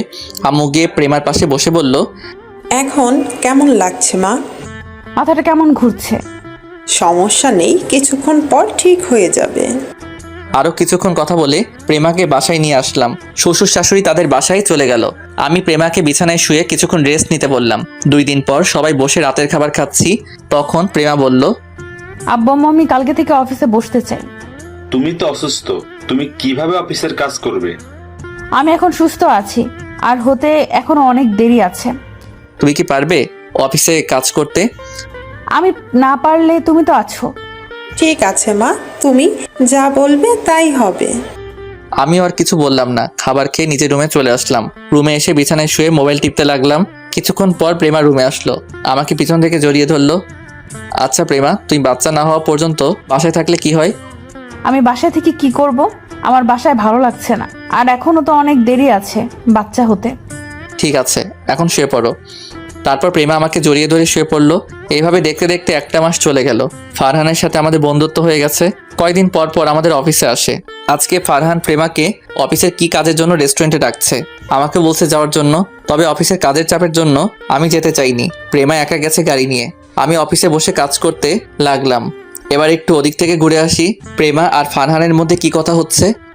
বলো, কি কাজের জন্য ডেকেছো? ফারহান এবার একটা গোলাপ নিয়ে প্রেমার সামনে হাঁটু গেড়ে বসে বলতে লাগলো, রেস্টুরেন্টে তারা দুজন এবং রেস্টুরেন্টের লোক ছাড়া কেউ নেই। প্রেমা, আমি তোমাকে প্রথম যেদিন আমার অফিসে দেখি সেদিন থেকে আমার তোমাকে ভালো লাগে। এরপর আস্তে আস্তে তোমাকে ভালোবেসে ফেলেছি। প্লিজ তুমি আমাকে ফিরিয়ে দিও না, আমি সত্যি তোমাকে অনেক ভালোবাসি। এটা তুমি কি বলছো? আমি তোমাকে বন্ধু ছাড়া অন্য কিছু কখনো ভাবিনি। আর তুমি জানো আমার স্বামী আছে, আমার পেটে রাসেলের সন্তান। তুমি কি করে এ কথা বলতে পারলে? আমি তোমার কাছে এরকম একটা কথা কখনো আশা করি নাই। আমি জানি তোমার স্বামী আছে, তোমার পেটে রাসেলের সন্তান। তুমি চাইলে রাসেলকে ডিভোর্স দিয়ে দাও, আমি তোমার সন্তানের কোনো ক্ষতি করতে বলবো না। আর ওই রাসেলের কি আছে? আমার সব কিছু আছে। আমি তোমাকে অনেক সুখে রাখবো।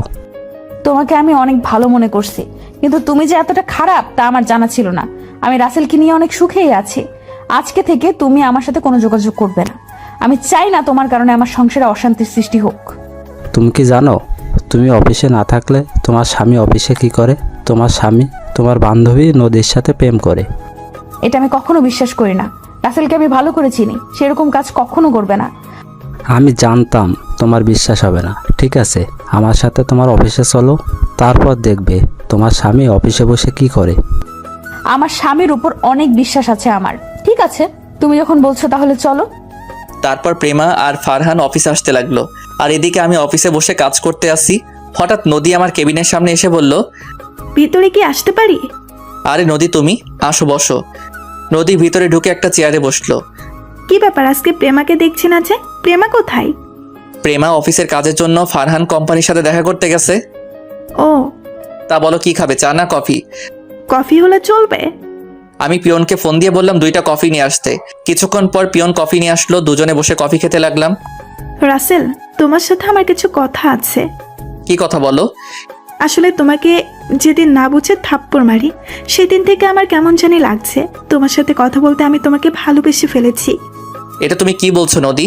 আমার বিয়ে হয়ে গেছে, আর প্রেমা যদি এটা জানতে পারে তাহলে তোমাকে অফিসে আর আসতে দিবে না এবং তোমার সাথে বন্ধুত্ব নষ্ট করে দিবে। তোমাকে সত্যি আমি অনেক ভালোবেসে ফেলেছি, প্লিজ তুমি আমাকে ফিরিয়ে দিও না। তুমি প্রেমার বান্ধবী দেখে কিছু করলাম না, তা না হলে এখনই ঘাট ধাক্কা দিয়ে অফিস থেকে বের করে দিতাম। ঠিক আছে, তুমি যখন আমাকে ভালোবাসতে পারবে না তাহলে আমাকে একটা বার জড়িয়ে ধরবে। প্লিজ তুমি না করো না, আমি আর কখনো তোমার কাছে ভালোবাসার কথা বলবো না। আমি ভাবলাম জড়িয়ে ধরতে তো বলছে, এর থেকে তো বেশি কিছু বলে নাই। ঠিক আছে, শুধু বন্ধু বলে জড়িয়ে ধরতে বললাম। নদী চেয়ার থেকে উঠে আসলো, আমিও দাঁড়িয়ে গেলাম। আপনাদের একটা কথা বলে রাখি, নদীর কথাগুলো আমার কেমন খটকা লাগলো, তাই আমার মোবাইলের অডিও চালু করে রাখলাম। এতক্ষণ নদী আমার সাথে কি কথা বলছে সব মোবাইলে সেভ করে রাখলাম। নদী আমাকে জড়িয়ে ধরলো, হঠাৎ কেউ একজন হাততালি দিয়ে কেবিনের ভিতরে ঢুকলো। আমি নদীকে ছাড়িয়ে দেখি প্রেমা আর ফারহান আমাদের কেবিনে। প্রেমা, তুমি কখন আসলে? কেন? আমি আসাতে বুঝি তোদের সমস্যা হয়ে গেছে? প্রেমা, তুমি আমার কথাটা আগে শুনো। কি শুনবো তোর কথা? আমি তোকে অনেক বিশ্বাস করেছি, কিন্তু তুই শেষ পর্যন্ত আমাকে ধোকা দিলি কেন রে? আমি কি তোকে কম ভালোবাসা দিয়েছি তার জন্য তুই নদীর সাথে কেবিনে বসে রোম্যান্স করবি? প্রেমা, তুমি আমাকে ভুল ভাবছো, আমাদের মধ্যে কিছুই নেই। আগে আমার কথাটা শোনো। আমি তোর কোনো কথা শুনতে চাই না। তুই একটা ধোকাবাজ। তোকে ভালোবেসে বিয়ে করে আমি জীবনের বড় ভুল করেছি। আমি ধোঁকাবাজ না, আমি তোমাকে অনেক ভালোবাসি। এর ফাঁকে ফারহান আর নদী কেবিন থেকে বেরিয়ে চলে গেল। তাহলে এই ছিল তোর ভালোবাসা? লাস্ট পর্যন্ত আমার বান্ধবীর সাথে এরকম করলি? তুই আজকে বাসায় আয়, আমি তোর মতো বেইমানের সাথে আর সংসার করব না। এই বলে প্রেমা কেবিন থেকে বেরিয়ে গেল, আমাকে সত্যটা বলার সুযোগ দিল না। আমি দাঁড়িয়ে না থেকে প্রেমার পিছনে কেবিন থেকে বেরিয়ে আসলাম। অফিস থেকে বেরিয়ে দেখি প্রেমা গাড়ি চলে গেছে। আমি ম্যানেজারের গাড়ি নিয়ে প্রেমার পিছনে যেতে লাগলাম। যেতে যেতে দেখি প্রেমা তাদের বাসায় আসলো। প্রেমা বাড়ির ভিতরে ঢুকে গেল, আমি তার পিছনে বাসার ভিতরে ঢুকলাম। আমার আগে প্রেমা ভিতরে ঢুকে গেল। আমি গাড়ি পার্কিং করে দরজার সামনে দাঁড়িয়ে কলিং বেল চাপ দিলাম। কিছুক্ষণ পর শ্বশুরবাড়ির কাজের লোক দরজা খুলে দিল। আমি ভিতরে ঢুকে দেখি শ্বশুর শাশুড়ি সোফায় বসে কফি খাচ্ছে আর গল্প করছে। আমাকে দেখে শ্বশুর বলল, আরে রাসেল, প্রেমার কি হয়েছে? দেখলাম কান্না করতে করতে রুমে চলে গেল। তোমার সাথে কিছু হয়েছে? আসলে আব্বু, আমাদের মাঝে একটু ভুল বোঝাবুঝি হয়েছে। প্রেমা সত্যটা না জেনে আমাকে ভুল বুঝছে। কি এমন হয়েছে তোমাদের মধ্যে যে প্রেমা তোমাকে ভুল বুঝলো? আমি শ্বশুর শাশুড়িকে অডিওটা শোনালাম। তখন শ্বশুর বলল, আমার মনে হয় নদী তোমাদের সংসার ভাঙতে চেয়েছে। নদী আমাদের সংসার কেন ভাঙবে? আচ্ছা, নদীর সাথে তোমাদের কিছু হয়েছে? একদিন নদীর সাথে আমি অফিসে ধাক্কা খাই। সেদিন নদী আমাকে না চিনে গায়ে হাত তোলে। তখন প্রেমা এটা শুনে নদীকে 2টা থাপ্পড় মারে। তাহলে এটা নদীর সাজানো নাটক, তার থাপ্পড়ের প্রতিশোধ নিতে এমনটা করেছে। আমার মনে হয় তাই হবে। আগে প্রেমার ভুলটা ভেঙে দেই, তা না হলে অন্য কিছু করে বসবে। ঠিক আছে, যাও। আমি আর কোনো কথা না বলে উপরে প্রেমার রুমের সামনে এসে বললাম, প্রেমা দরজা খুলো, তুমি একটাবার আমার কথাগুলো শোনো। প্রেমা রুমের ভিতর থেকে বলল, তুই এখানে কেন এসেছিস? তুই আমাদের বাসা থেকে বেরিয়ে যা। আমি তোর সাথে কথা বলতে চাই না। আমি তোমার সাথে 2টা মিনিট কথা বলবো, তারপর তুমি আমাকে যেটা খুশি করো। আমি তোমাকে বাধা দিব না, একটাবার তুমি দরজাটা খোলো। প্রেমা কি বুঝে দরজা খুলে দিল। আমি ভিতরে ঢুকে দেখি প্রেমা বিছানায় বসে কান্না করছে। আমাকে বলল, কেন এসেছিস এখানে? তুই তো নদীর কাছে যা। আমাকে ফারহান বলেছে সব, তুই নাকি খারাপ। কিন্তু আমার তোর প্রতি বিশ্বাস ছিল, তুই এমন কাজ করবি না। কিন্তু অফিসে এসে নিজের চোখে যেটা দেখলাম, তারপর আমার সব কিছু এলোমেলো হয়ে যায়। আমার সাথে নদীর কোনো সম্পর্ক নেই। তুমি জানো নদী আজকে অফিসে এসে আমাকে কি বলেছে? কি বলেছে নদী? তাহলে শুনো। আমি মোবাইল থেকে অডিও চালু করে দিলাম। প্রেমা অডিওটা শুনে এমন কিছু করবে আমি তো পুরো অবাক হয়ে গেলাম। প্রেমা আমার পা ধরে বলতে লাগলো, রাসেল, আমার ভুল হয়ে গেছে, তুমি আমাকে ক্ষমা করে দাও। আমি বুঝতে পারি নাই নদী যে তোমাকে এমন কিছু বলবে। তুমি যদি একটাবার আমার কথাগুলো শুনতে তাহলে এমন কিছু হতো না। আমি বুঝতে পারি নাই তুমি যখন নদীকে জড়িয়ে ধরেছো, তখন এটা দেখে আমার পুরো দুনিয়া অন্ধকার হয়ে গেছে। আমি মনে করছি তুমি আমাকে ধোকা দিয়েছো। আচ্ছা, এসব কথা বাদ দাও। তোমার সাথে ফারহান অফিসে আসলো কেন? আজকে ফারহান আমাকে অফিসের কাজের জন্য ডাকে নাই। ফারহান আমাকে প্রপোজ করেছে, সে নাকি আমাকে ভালোবাসে। আমি প্রেমার কথা শুনে মাথা পুরো গরম হয়ে গেল। ফারহানকে অনেক ভালো মনে করেছি, আর সে আমার স্ত্রীকে ভালোবাসার কথা বলে। তখন আমি বললাম, তখন তুমি ওকে কি বলেছ? আমি তাকে মানা করছি আর বলেছি আমার সামনে আর কখনো না আসতে। ও বলেছে তোমাকে ডিভোর্স দিয়ে দিতে, আমার পেটের সন্তান সে লালন পালন করবে। আমি ভাবতে পারিনি ফারহান তোমাকে কথা বলবে। আর ফারহান সহ অফিসে আসলে কেন? আমি ফারহানকে না করে দেওয়ার পর সে বলে তুমি নাকি নদীকে ভালোবাসো। আমি অফিসে না থাকলে নদীকে অফিসে ডেকে তুমি তার সাথে রোম্যান্স করো। তখন তুমি তার কথা বিশ্বাস করলে? আমি ওকে বলেছি তুমি এমন কাজ কখনো করতে পারো না। তখন সে আমাকে বলল তার সাথে নাকি অফিসে আসতে। আর তখন অফিসে আসার পর কি হলো তুমি তো সব জানো। আমার একটা জিনিস মাথায় আসছে না, যখন তুমি আমাকে ভুল বুঝে নানান কথা বলছো, তখন নদী আর ফারহান কোনো কথা না বলে অফিস থেকে বেরিয়ে গেল কেন? তারা ওই সময় কিছু বলে নাই কেন? আমার মনে হয় নদী আর ফারহানের মধ্যে কিছু একটা আছে। তা না হলে ওরা কিছু না বলে চলে গেল কেন? নদী আর ফারহান আমাদের সংসার ভাঙার জন্য মনে হয় এমন করছে।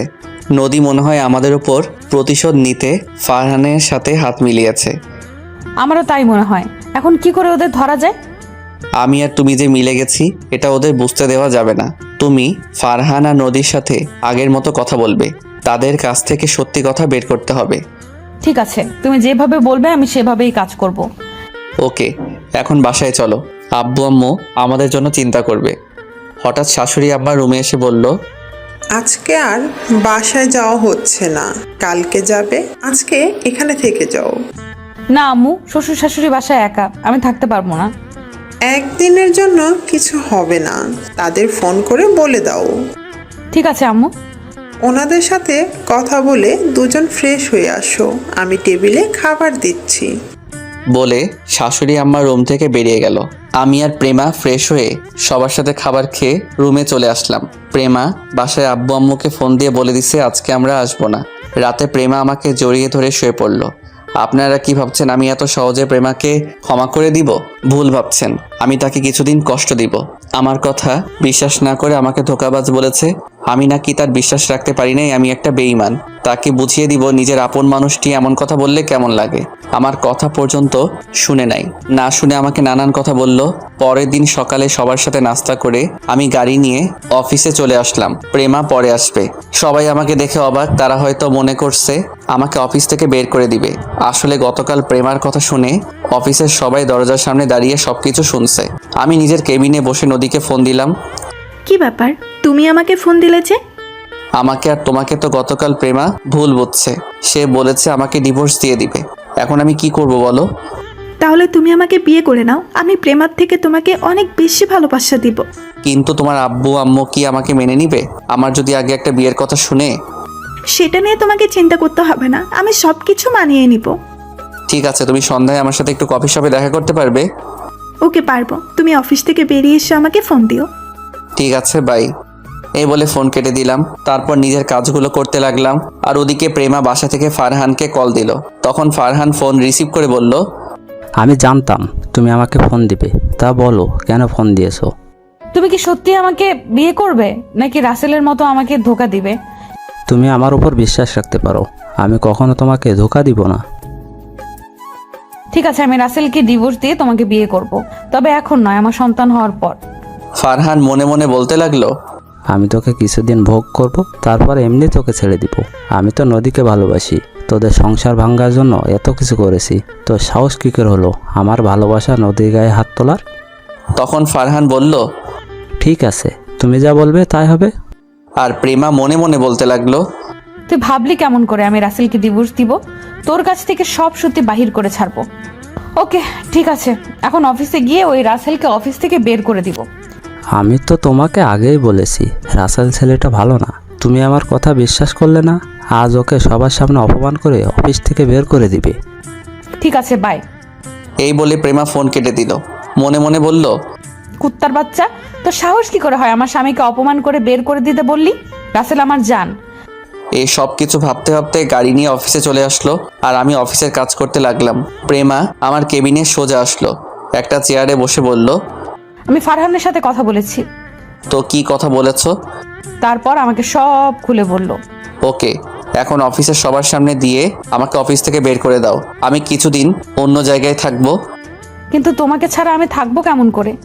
আরে আমাদের তো ফোনে কথা হবে। আর এই ফারহান আর নদীকে উচিত শিক্ষা না দিলে আমার মন কখনো শান্ত হবে না।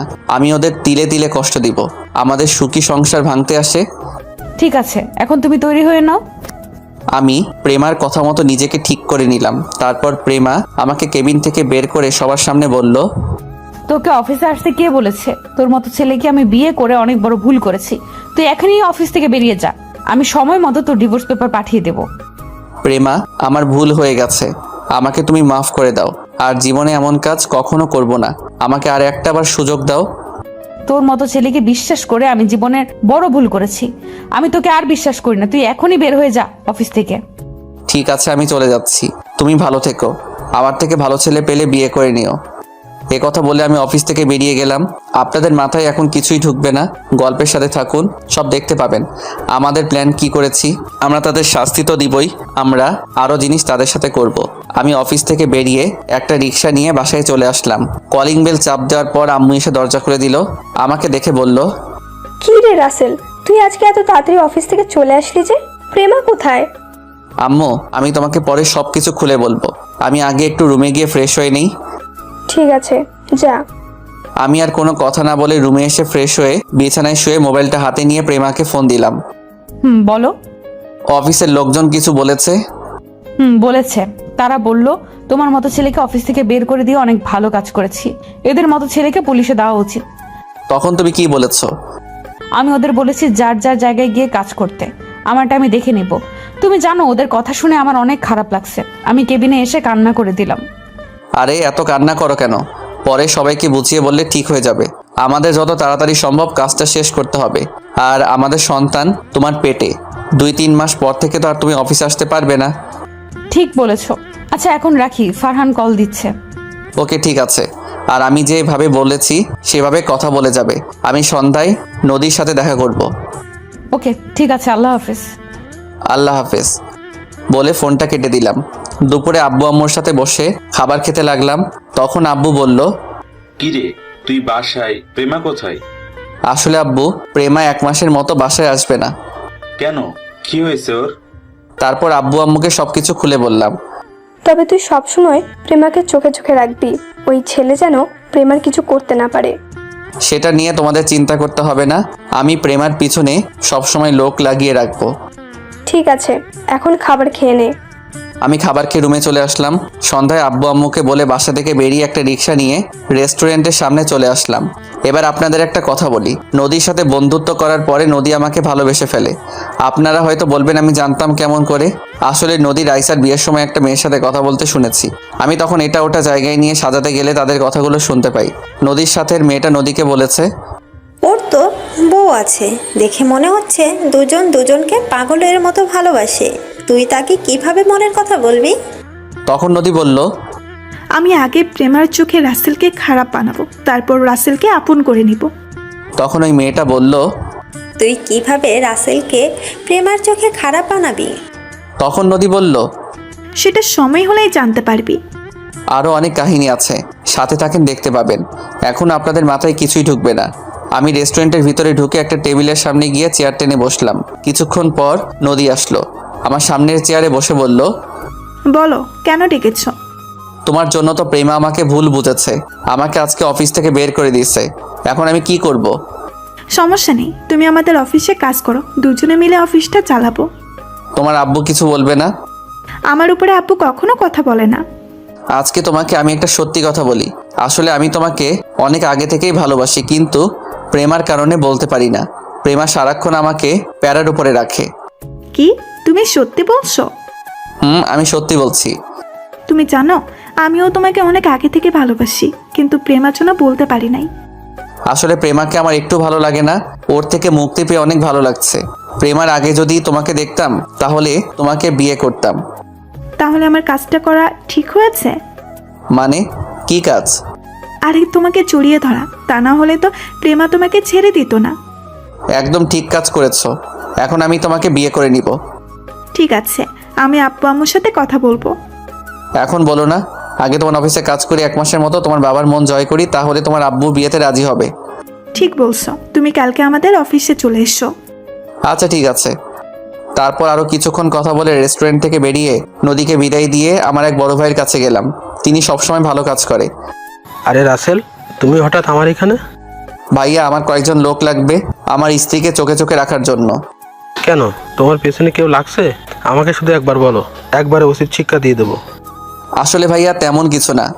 তারপর ভাইয়াকে সবকিছু খুলে বললাম। সমস্যা নেই, আমার লোক সবসময় তোমার বউয়ের পিছনে পিছনে থাকবে। ভাইয়া তোমাকে কত দিতে হবে? একটা থাপ্পড় দেবো। তুই ভাবলি কি করে আমি তোর কাছে টাকা নিব? তুই না থাকলে আমি এতক্ষণ ওপরে থাকতাম। ঠিক আছে ভাইয়া, আমি ঠিকানা দিয়ে যাচ্ছি, সকালে বলবেন এই বাসার সামনে চলে যেতে। আমার বউ লোক দেখে চিনে ফেলবে, কিন্তু ফারহান যেন বুঝতে না পারে। সমস্যা নেই, তুই এখন বাসায় চলে যা, সকালে আমার লোক তোর বউয়ের বাসার সামনে চলে যাবে। ধন্যবাদ ভাইয়া, আমি এখন আসি।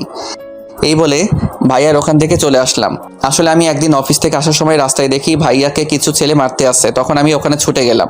আমি ওদের সবাইকে মারতে লাগলাম। ছেলেগুলো মার খেয়ে দৌড় দিয়ে পালালো। সেই থেকে ভাইয়ার সাথে পরিচয়। রাতে সবার সাথে খাবার খেয়ে রুমে এসে বিছানায় শুয়ে মোবাইল হাতে নিয়ে দেখি প্রেমা অনেকগুলো ফোন দিচ্ছে, তাই ফোন ব্যাক করলাম। বলো, এত ফোন দিছো কেন? তুমি এতক্ষণ কোথায় ছিলে? আমি কতগুলো ফোন দিছি। আসলে আমি খাবার খাচ্ছিলাম, মোবাইল রুমে ছিল। ও, তা এখন কি করো? এই তো রুমে এসে বিছানায় শুয়ে তোমার সাথে কথা বলছি। তুমি কি করো? খাবার খেয়ে রুমে এসে তোমাকে ফোন দিচ্ছি, কিন্তু তুমি ফোন রিসিভ করো নাই। আমার একা একা ঘুমাতে ভালো লাগছে না, তুমি একটু আসবে? এখন তোমার বাসায় গেলে তোমার আব্বু আম্মু কি বলবে? আরে আব্বু আম্মু তো ঘুমিয়ে গেছে মনে হয়। তুমি প্লিজ আসো, তোমাকে ছাড়া আমার ঘুম আসছে না। ঠিক আছে, আসছি বলে ফোন কেটে দিলাম। আমি বিছানা থেকে নেমে একটা জামা গায়ে দিয়ে বাইকটা নিয়ে শ্বশুর বাড়িতে চলে আসলাম। দারোয়ান আমাকে দেখে বলল, আরে রাসেল বাবা, তুমি এত রাতে আসলে যে? আসলে চাচা, প্রেমার সাথে দেখা করতে এসেছি, ওকে না দেখে থাকতে পারি না। ঠিক আছে, যাও। তবে চাচা, শ্বশুর শাশুড়ি যেন এটা কখনো জানতে না পারে। সমস্যা নেই, কেউ জানবে না। ধন্যবাদ চাচা, আর এই 1000 টাকা রাখুন। লাগবে না বাবা, এমনি তুমি আমাকে অনেক টাকা দিয়েছো। আরে রাখুন চাচা, মনে করেন আপনার ছেলে দিয়েছে। চাচা টাকাটা রাখলো। তারপর আমি দরজার সামনে এসে প্রেমাকে ফোন দিয়ে বললাম দরজা খোলার জন্য। কিছুক্ষণ পর প্রেমা এসে দরজা খুলে দিল। আমার হাত ধরে ভিতরে ঢুকিয়ে দরজা লাগিয়ে রুমে নিয়ে আসলো। তারপর এমন কিছু করবে সেটা আমি কখনো ভাবিনি। প্রেমা আমাকে রুমে ঢুকিয়ে জড়িয়ে ধরে ঠোঁটের সাথে ঠোঁট লাগিয়ে দিল। দুজন দুজনকে জড়িয়ে ধরে কিস করতে লাগলাম। প্রায় 5 মিনিট পর ছেড়ে দিলাম। তোমাকে ছাড়া ঘুম আসছে না, এখন আমাকে জড়িয়ে ধরে শুয়ে পড়ো। আরে তোমার আব্বু আম্মু আমাকে দেখলে কি বলবে? সমস্যা নেই, আমি তোমাকে সকাল ভোরে ঘুম থেকে জাগিয়ে দেব। ঠিক আছে, এখন বলো, ফারহানের সাথে আর কথা হয়েছে? হয়েছে। আমি অফিস থেকে ওকে ফোন দিয়ে বলেছি তোমাকে অফিস থেকে বের করে দিচ্ছি, কয়েকদিন পর ডিভোর্স পেপার পাঠিয়ে দিব। তখন ফারহান কি বলল? সে বলেছে আমি অনেক ভালো করেছি তোমাকে বের করে দিয়ে, এখন আমাকে বিয়ে করে নতুন করে সংসার শুরু করবে। ওকে ভালো করে বিয়ে করাবো। ওকে উচিত শিক্ষা না দেওয়া পর্যন্ত আমার মন শান্তি হবে না। নদীর সাথে তোমার কি কথা হয়েছে? তারপর সবকিছু খুলে বললাম। তাহলে তো ভালোই। তুমি যদি গতকাল রাতে আমাকে ওই কথাগুলো না বলতে, তাহলে আমি এসব ব্যাপার জানতাম না। ফারহান ছেলেটাকে অনেক ভালো মনে করছি। আর তোমাকে কালকে থেকে কিছু লোক ফলো করবে তোমার নিরাপত্তার জন্য। ফারহান যাতে কিছুই বুঝতে না পারে, ওকে তোমার শরীরে টাচ করতে দিবে না কখনো। আমি ভুলেও ওকে আমার হাত ধরতে দিব না। আমি বলবো যে যা হবে বিয়ের পর। ঠিক আছে, এখন ঘুমিয়ে পড়ো। তারপর প্রেমা আমাকে জড়িয়ে ধরে শুয়ে পড়লো। দেখতে দেখতে 10টা দিন চলে গেল। এখন আমি নদীদের অফিসে কাজ করি। নদীর আব্বু আমার কাজ দেখে অনেক খুশি হয়েছে আর আমার বিয়ের কথা জেনে গেছে। আমি বলছি আরো কিছুদিন পরে ডিভোর্স দিয়ে দিব প্রেমাকে। তিনি মেয়ের সুখের কথা ভেবে রাজি হয়ে গেল। নদী আমাকে জড়িয়ে ধরতে আসলে আমি তাকে বলি বিয়ের পর সবকিছু করতে, তাই নদী আর জোর করে না। আর ওদিকে প্রেমা ফারহানের সাথে আমার কথা মতো কাজ করে যাচ্ছে। লোকগুলো সবসময় প্রেমার আশেপাশে থাকে। প্রেমার সাথে প্রতিদিন রাতে ফোনে কথা হয়। দেখতে দেখতে আরো 1টা মাস চলে গেছে। আমাদের কাজ সব হাতের মুঠোয় নিয়ে আসছি। সবকিছু কিছুক্ষণ পর জানতে পারবেন। হঠাৎ নদী আমার কেবিনে আসলো, একটা চেয়ারে বসে বলল, আমার জানটা কি করে? দেখতেই তো পারছো কাজ করছি। তুমি আমার সাথে এভাবে কথা বলছো কেন? আমি আবার কিভাবে কথা বললাম? তুমি তো দেখতেই পারছো কাজ করছি। ঠিক আছে, তুমি কাজ করো, আমি আমার কেবিনে গেলাম। আরে রাগ করছো কেন? আমি একটা জায়গায় মিলাতে পারছি না, তাই মাথা গরম ছিল। এখন মিলাতে পারছি। প্লিজ তুমি রাগ করো না। তুমি রাগ করলে পেতনির মতো লাগে। নদী আমার কথা শুনে বলল, কি আমাকে পেতনির মতো লাগে? আজকে তোমাকে মেরেই ফেলবো। সরি আর বলবো না। এখন এখানে তোমার একটা সাইন করে দাও। দাও, দিচ্ছি। ফাইলটা একটু দেখে সাইন করো। দেখা লাগবে না। আমি মনে মনে বললাম, নদী তুমি জীবনের ভুলটা আজকে করলে, ফাইলটা একটু দেখলে না। নদী সাইন করে কিছুক্ষণ আমার সাথে দুষ্টামি করে নিজের কেবিনে চলে গেল। আর ওদিকে প্রেমা আর ফারহান রেস্টুরেন্টে বসে কথা বলছে। চলুন দেখি তারা কি কথা বলছে। প্রেমা, চলো আমরা দুজনে বিয়ে করে ফেলি। আমি তোমাকে ছাড়া থাকতে পারছি না। ঠিক আছে, কালকে কাজে অফিসে বিয়েটা সেরে নিব। তবে বাচ্চা হওয়ার আগে আমাদের মাঝে কিছুই হবে না। ঠিক আছে, তুমি যা বলবে তাই হবে। ফারহান মনে মনে বলতে লাগলো, আগে বিয়েটা হয়ে যাক, তারপর তোমাকে জোর করে ভোগ করব। ওকে, আজকে আমি বাসায় যাই, কালকে কাজে অফিসে চলে আসবে, বিকেল 5টায় আসবে। আমি তোমার জন্য অপেক্ষা করব। আচ্ছা ঠিক আছে। প্রেমা রেস্টুরেন্ট থেকে বেরিয়ে গাড়ি নিয়ে সোজা বাসায় চলে আসলো। রাতে প্রেমা আমাকে ফোন দিল। কেমন আছো, কি করো? আমি ভালো থাকি কি করে তোমাকে ছাড়া? আর 2-3টা দিন ধৈর্য ধরো, তারপর আবার আগের মতো থাকতে পারবে। আজকে আমি ফারহানকে বিয়ের কথা বলার আগে ফারহান নিজেই বলল আমি তাকে কালকে কাজী অফিসে আসতে বলেছি। ওকে, সমস্যা নেই, আমি কাজীর সাথে কথা বলে সবকিছু ঠিক রাখতে বলছি। ঠিক আছে, এখন বলো ওদের কি খবর? আজকে আমার কাজ শেষ হয়েছে, নদীর থেকে সাইন নিয়ে নিছি। এখন শুধু তোমারটার অপেক্ষা, ওটা হাতে আসলে আমাদের কাজ শুরু হয়ে যাবে। আমার না ভয় হচ্ছে যদি উল্টাপাল্টা কিছু হয়ে যায়। আরে কিছুই হবে না, আমি আছি তো তোমার পাশে। আচ্ছা, কালকে কথা বলবো, ফারহান ফোন দিচ্ছে। ঠিক আছে ভাই। এই বলে আমি ফোন কেটে দিলাম। আর ওইদিকে প্রেমা ফারহানের ফোন রিসিভ করার পর ফারহান বলল, কি ব্যাপার, তুমি কার সাথে কথা বলছিলে? আরে আমার অফিসের ম্যানেজার আঙ্কেল ফোন দিছে, অফিসের কাজের ব্যাপারে কথা বলছি। ও, তাই এখন কি করো? খাওয়া দাওয়া করেছো? খাওয়া দাওয়া হয়েছে, আর এখন তোমার সাথে কথা বলছি। তোমার খাওয়া দাওয়া হয়েছে? হয়েছে। তারপর তারা আরো কিছুক্ষণ কথা বলে ফোন কেটে দিল। প্রেমা ঘুমিয়ে পড়ল। আসুন আপনাদের সাথে কিছু কথা বলি। প্রেমাকে আমি প্রথমে কষ্ট দিব মনে করছি, কিন্তু পরে ফারহান আর নদীর পরিবারের ব্যাপারে কিছু কথা বলার পর প্রেমা রাজি হয়ে যায়। আর আমি কাজটা একা করতে পারবো না, তাই প্রেমার সাথে শেয়ার করি। প্রেমা আমার কথায় রাজি হয়ে যায়। রাজি হওয়ার কারণে তাকে কষ্ট দেইনি। পরে আমরা একটা প্ল্যান করি। কি প্ল্যান করছি তা 2 দিন পর জানতে পারবেন। ফারহান আর নদীকে নকল একটা ডিভোর্স পেপার দেখালাম। তারা মনে করছে আমাদের মধ্যে ডিভোর্স হয়ে গেছে। এবার চলুন ফারহান আর নদীর মধ্যে কি হচ্ছে। কি ব্যাপার নদী, তুমি এখন আমার সাথে আগের মতো কথা বলো না কেন? তুমি আমাকে ভুলে যাও ফারহান, আমি রাসেলকে ভালোবেসে ফেলেছি। ওকে আমার মনের ভেতরে জায়গা দিয়ে দিচ্ছি। এটা তুমি কি বলছো? আমাদের আজ 1 বছরের রিলেশন, আর তুমি এখন কি বলছো? তোমার সাথে মিলে রাসেল আর প্রেমা সংসার ভাঙছি, আর এখন তুমি কি বলো? সেটার জন্য তোমাকে ধন্যবাদ। তুমি প্রেমাকে বিয়ে করে নাও, আমি রাসেলকে বিয়ে করে নিই। আমি তোমাকে ছাড়া থাকতে পারবো না। তুমি কেমন ছেলে আমার ভালো করেই জানা আছে। তুমি মেয়েদের ফাঁদে ফেলে তাদের জীবনটা নষ্ট করে নতুন আরেকটা ধরো। বাহ বাহ, তুমি আমার কথাই বললে। তুমি কেমন মেয়ে এটা আমি জানি না? তুমি শিয়াবের সাথে কি করছো আমি সব কিছু জানি। ওর সাথে তো মিথ্যা প্রেমের অভিনয় করছি, একমাত্র তাদের সম্পত্তির লোভে। তাই ওর থেকে সব কিছু নিয়ে রাস্তায় নামিয়ে দিছি। ও, তার মানে আমার সাথেও এমন কিছু করতে, তাই না? কিন্তু আমার কিছুই তো তুমি নিতে পারবে না। ঠিকই ধরেছিস। এখন ফোন রাখ, তোর সাথে কথা বলতে আমার ভালো লাগে না।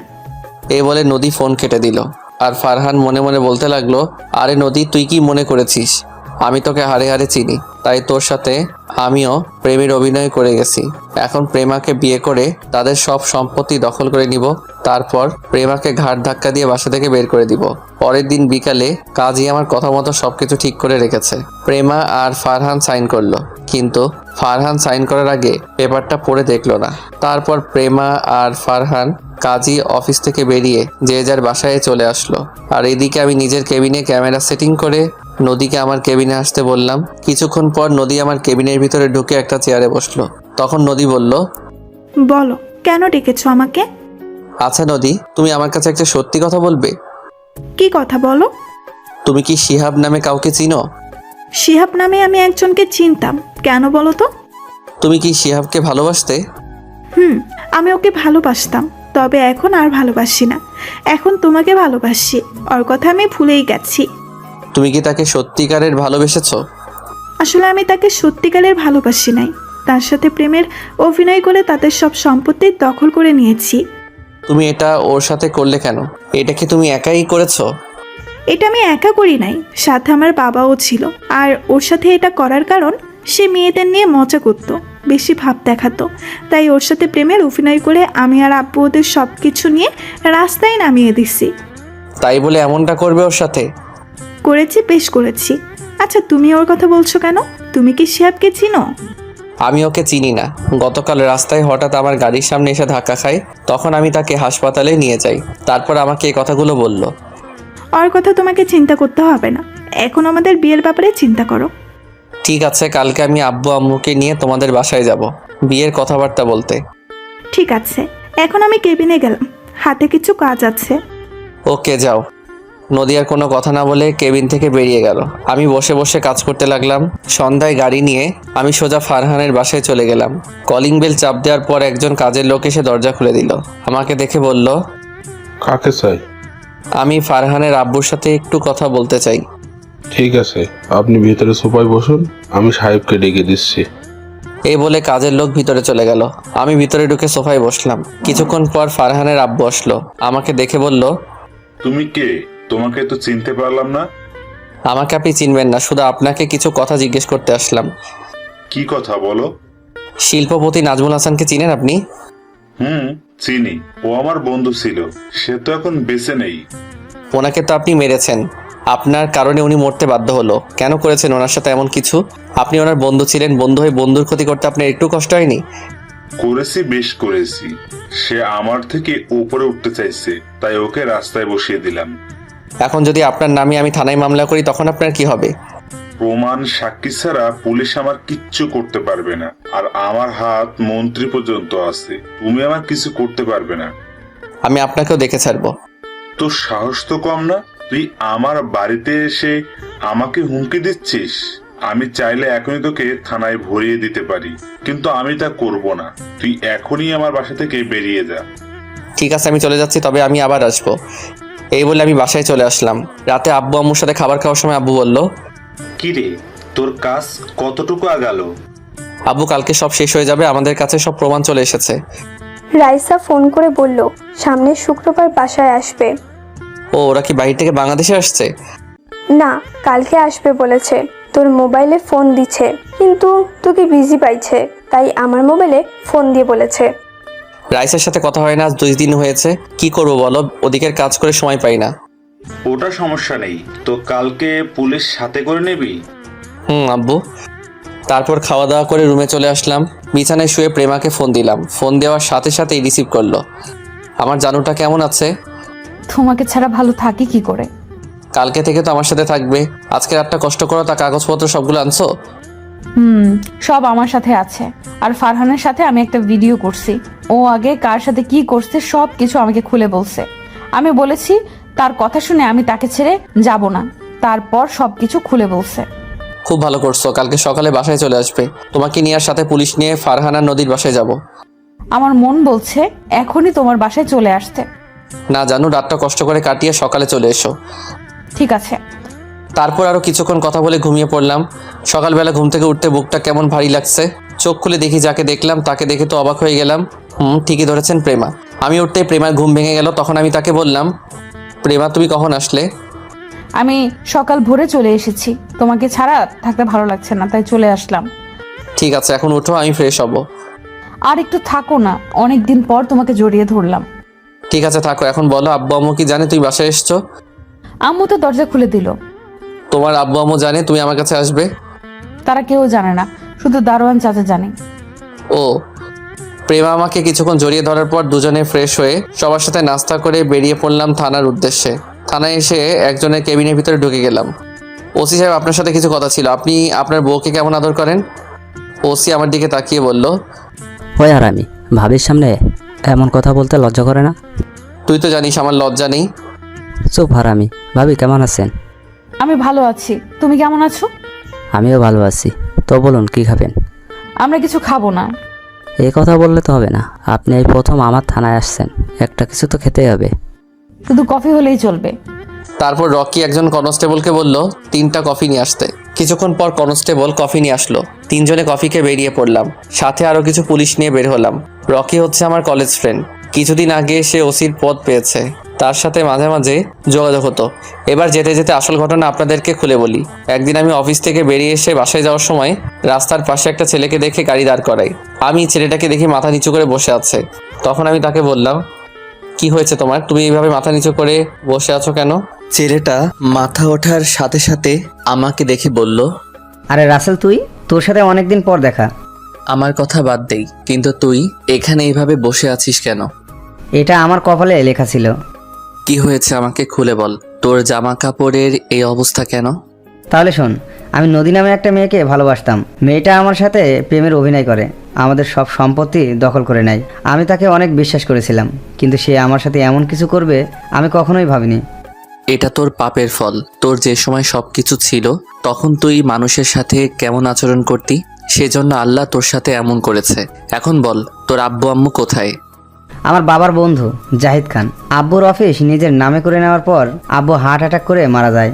এরপর শেষ সম্বল ছিল আমাদের বাড়িটা। এটা নদী এবং তার বাবা মিলে আমার থেকে দখল করে নেয়, কারণ বাড়িটা আমার নামে ছিল।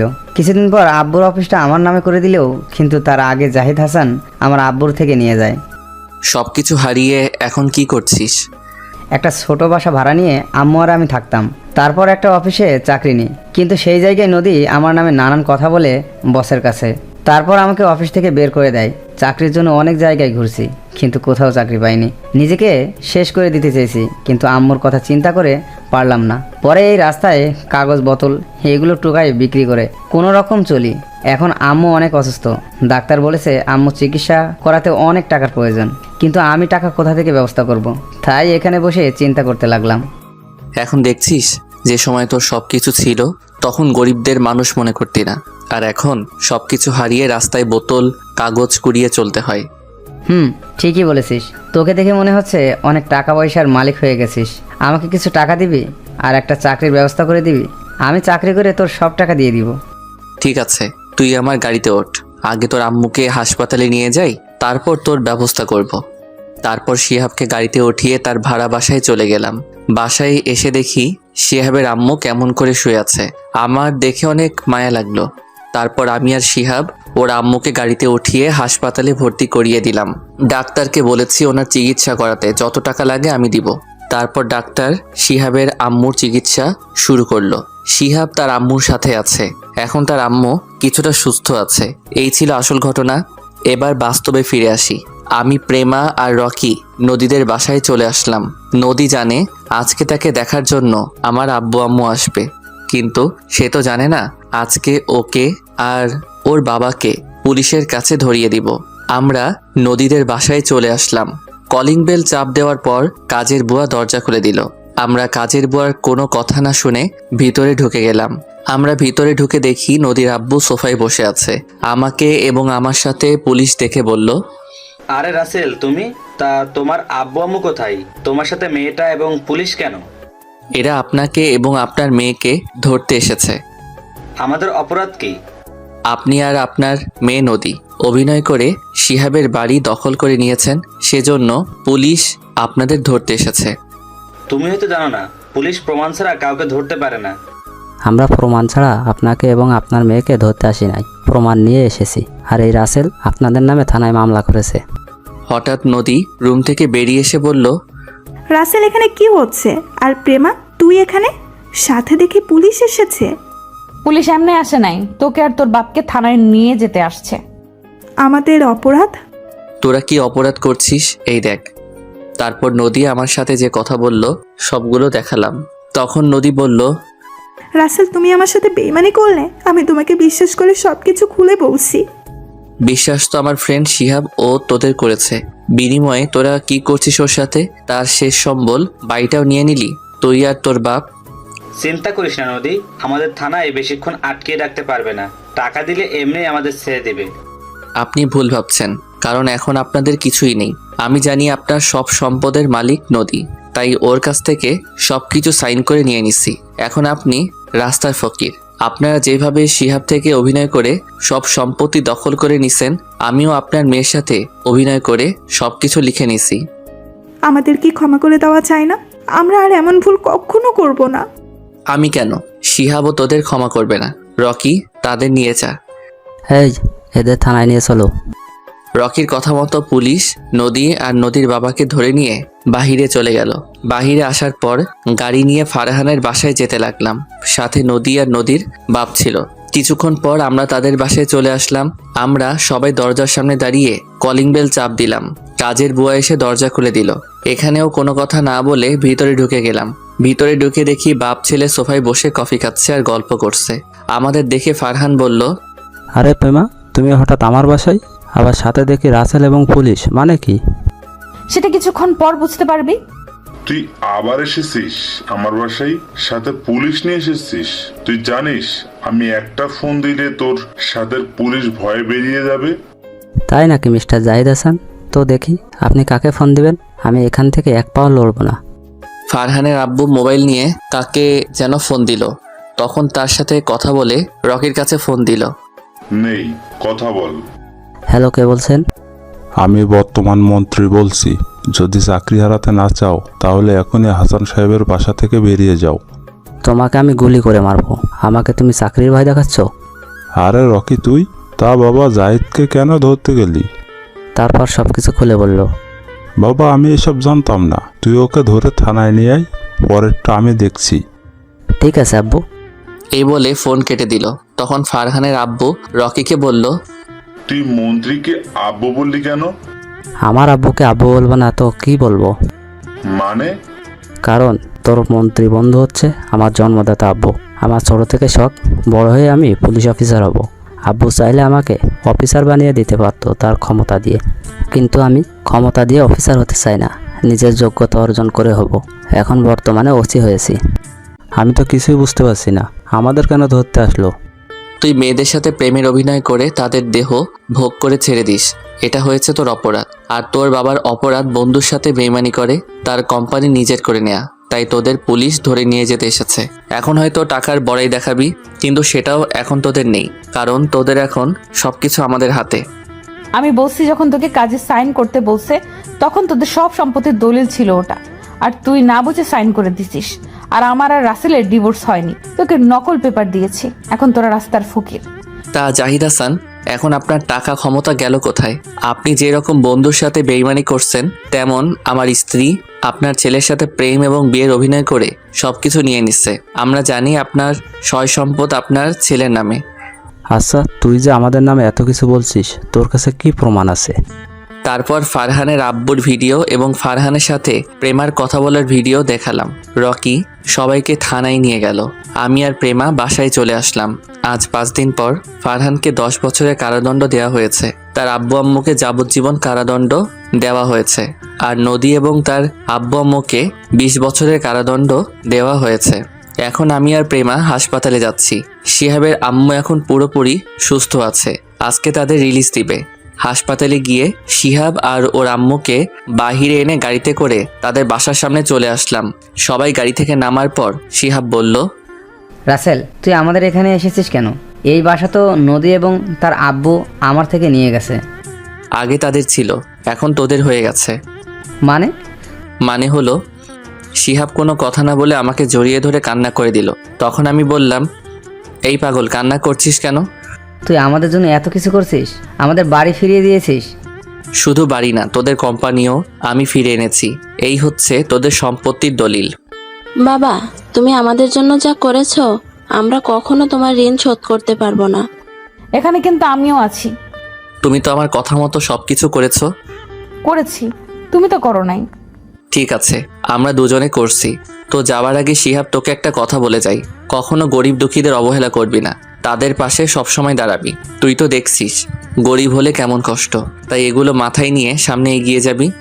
আমি তোর কথা অক্ষরে অক্ষরে পালন করব। তারপর শিহাব আর তার আম্মুকে ভিতরে নিয়ে গেলাম। পরের দিন অফিসের সবকিছু বুঝিয়ে দিলাম। দেখতে দেখতে সেই দিনটা চলে আসলো, মানে প্রেমাকে হাসপাতালে নিয়ে আসা হলো। আজকে সকালে হঠাৎ প্রেমার ব্যথা উঠে। তারপর প্রেমাকে হাসপাতালে নিয়ে আসি। ডাক্তার অপারেশন রুমে আছে। প্রায় 1 ঘন্টা পর ডাক্তার বেরিয়ে আসলো। আমরা সবাই ডাক্তারের কাছে গেলাম। ডাক্তার, আমার স্ত্রীর কি অবস্থা? ভয়ের কোনো কারণ নেই, আপনার স্ত্রীর মেয়ে হয়েছে, আপনি বাবা হয়েছেন, সবাইকে মিষ্টি খাওয়ান। সত্যি বলছেন ডাক্তার? সত্যি। আমরা কি তার সাথে দেখা করতে পারি? অবশ্যই পারবেন। এ কথা বলে ডাক্তার চলে গেল। আমরা সবাই কেবিনের ভিতরে ঢুকলাম। আব্বু আম্মু শ্বশুর শাশুড়ি আমার মেয়েকে কোলে নিয়ে আদর করতে আসে। সবাই বলছে মেয়েটা আমার মতো হয়েছে। আব্বু আম্মু শ্বশুর শাশুড়ি কিছুক্ষণ থেকে কেবিন থেকে বেরিয়ে গেল। আমি আমার মেয়েকে কোলে নিয়ে প্রেমার পাশে বসলাম। তখন প্রেমা বলল, মেয়ে হওয়াতে তুমি খুশি না? কে বলছে আমি খুশি না? আমি অনেক খুশি হয়েছি। কিন্তু আমি খুশি হতে পারি নাই। কেন? আমি ভেবেছি তোমার মতো একটা ছেলে হবে, কিন্তু হয়েছে মেয়ে। তো কি হয়েছে? মেয়ে হচ্ছে ঘরের লক্ষ্মী। তা ঠিক আছে, কিন্তু এখন তো আমার আদর কমে যাবে। তুমি এখন তোমার মেয়েকে সব সময় আদর করবে। কে বলছে? আমার আদর সবসময় তুমি পাবে। তাহলে আমাকে এখন জড়িয়ে ধরো, জড়িয়ে ধরে একটা কিস করো। ঠিক আছে, করছি। আমি মেয়েটাকে রেখে প্রেমার ঠোঁটের সাথে ঠোঁট লাগিয়ে দিলাম। তারপর দুজন দুজনকে জড়িয়ে ধরলাম। দেখতে দেখতে আজ 5টা বছর কেটে গেল। আমি এখন অফিস দেখাশোনা করি। প্রেমা বাসায় আব্বু আম্মু এবং আমার মেয়ে তিথির খেয়াল রাখে। সবাইকে নিয়ে অনেক সুখেই আছি। শিহাব এর ফাঁকে বিয়ে করছে, তার একটা ছেলে আছে। রিয়া আর রাফির বিয়ে হয়ে গেছে। রিয়ার যমজ 2টা মেয়ে হয়েছে, আর রাইসার একটা ছেলের সন্তান হয়েছে। আমার বোন স্বামী এবং ছেলের সন্তান নিয়ে অনেক সুখে আছে। রাইসা কিছুদিন আগে আমাদের বাসা থেকে বেরিয়ে গেল। এবার আসি রকির কথায়। আমি, রাফি, শিহাব এবং রকি আমরা সবাই একসাথে পড়াশোনা করছি। রকি ছেলেটা অনেক ভালো। তার বাপ মন্ত্রী থাকার পরেও কোনো অহংকার নেই তার ভিতর। সে কেমন গল্পের ভিতরে দেখেছেন। রকি এখন একজন পুলিশ অফিসার। রকি চাইলে আরও ওপরের লেভেলে যেতে পারত, কিন্তু সে টাকা আর বাবার ক্ষমতা দিয়ে ওপরে উঠতে চায় না। কিছুদিন আগে রকির বিয়ে হয়েছে, আমরা সবাই তার বিয়েতে গেছি। তো যাই হোক, রাতে সবার সাথে খাবার খেয়ে রুমে আসলাম। কিছুক্ষণ পর প্রেমা রুমে এসে দরজা লাগিয়ে বিছানায় এসে আমাকে জড়িয়ে ধরলো। কি ব্যাপার, তিথি কোথায়? ওকে ওর দাদা দাদির কাছে রেখে এসেছি। ওর দাদা দাদির কাছে রেখে আসলে কেন? কারণ আজকে তুমি আমাকে অনেক আদর করবে। ওর জন্য তোমাকে একটু আদর করতে পারি না। আমি আরেকটা ছেলে চাই। ও মা, তাই নাকি? আরেকটা লালন পালন করতে পারবে? অবশ্যই পারবো। তুমি আমাকে তিথির একটা ভাই এনে দাও। আমাকে তো অনেক পরিশ্রম করতে হবে। করতে হলে করবে, এখন কথা না বলে আমাকে আদর করো। আমি তোমার মাঝে হারিয়ে যেতে চাই। তাহলে আর দেরি কিসের? আমি তাহলে শুরু করে দেই। এই বলে প্রেমাকে জড়িয়ে ধরে ঠোঁটের উপর আক্রমণ করা শুরু করলাম। তারপর প্রেমার পুরো শরীরে কিস করতে লাগলাম। আস্তে আস্তে হারিয়ে গেলাম অজানা ঠিকানায়। হয়েছে, অনেক দেখছেন, এবার আপনারা আসতে পারেন। সবাই আমাদের জন্য দোয়া করবেন। ধন্যবাদ সবাইকে।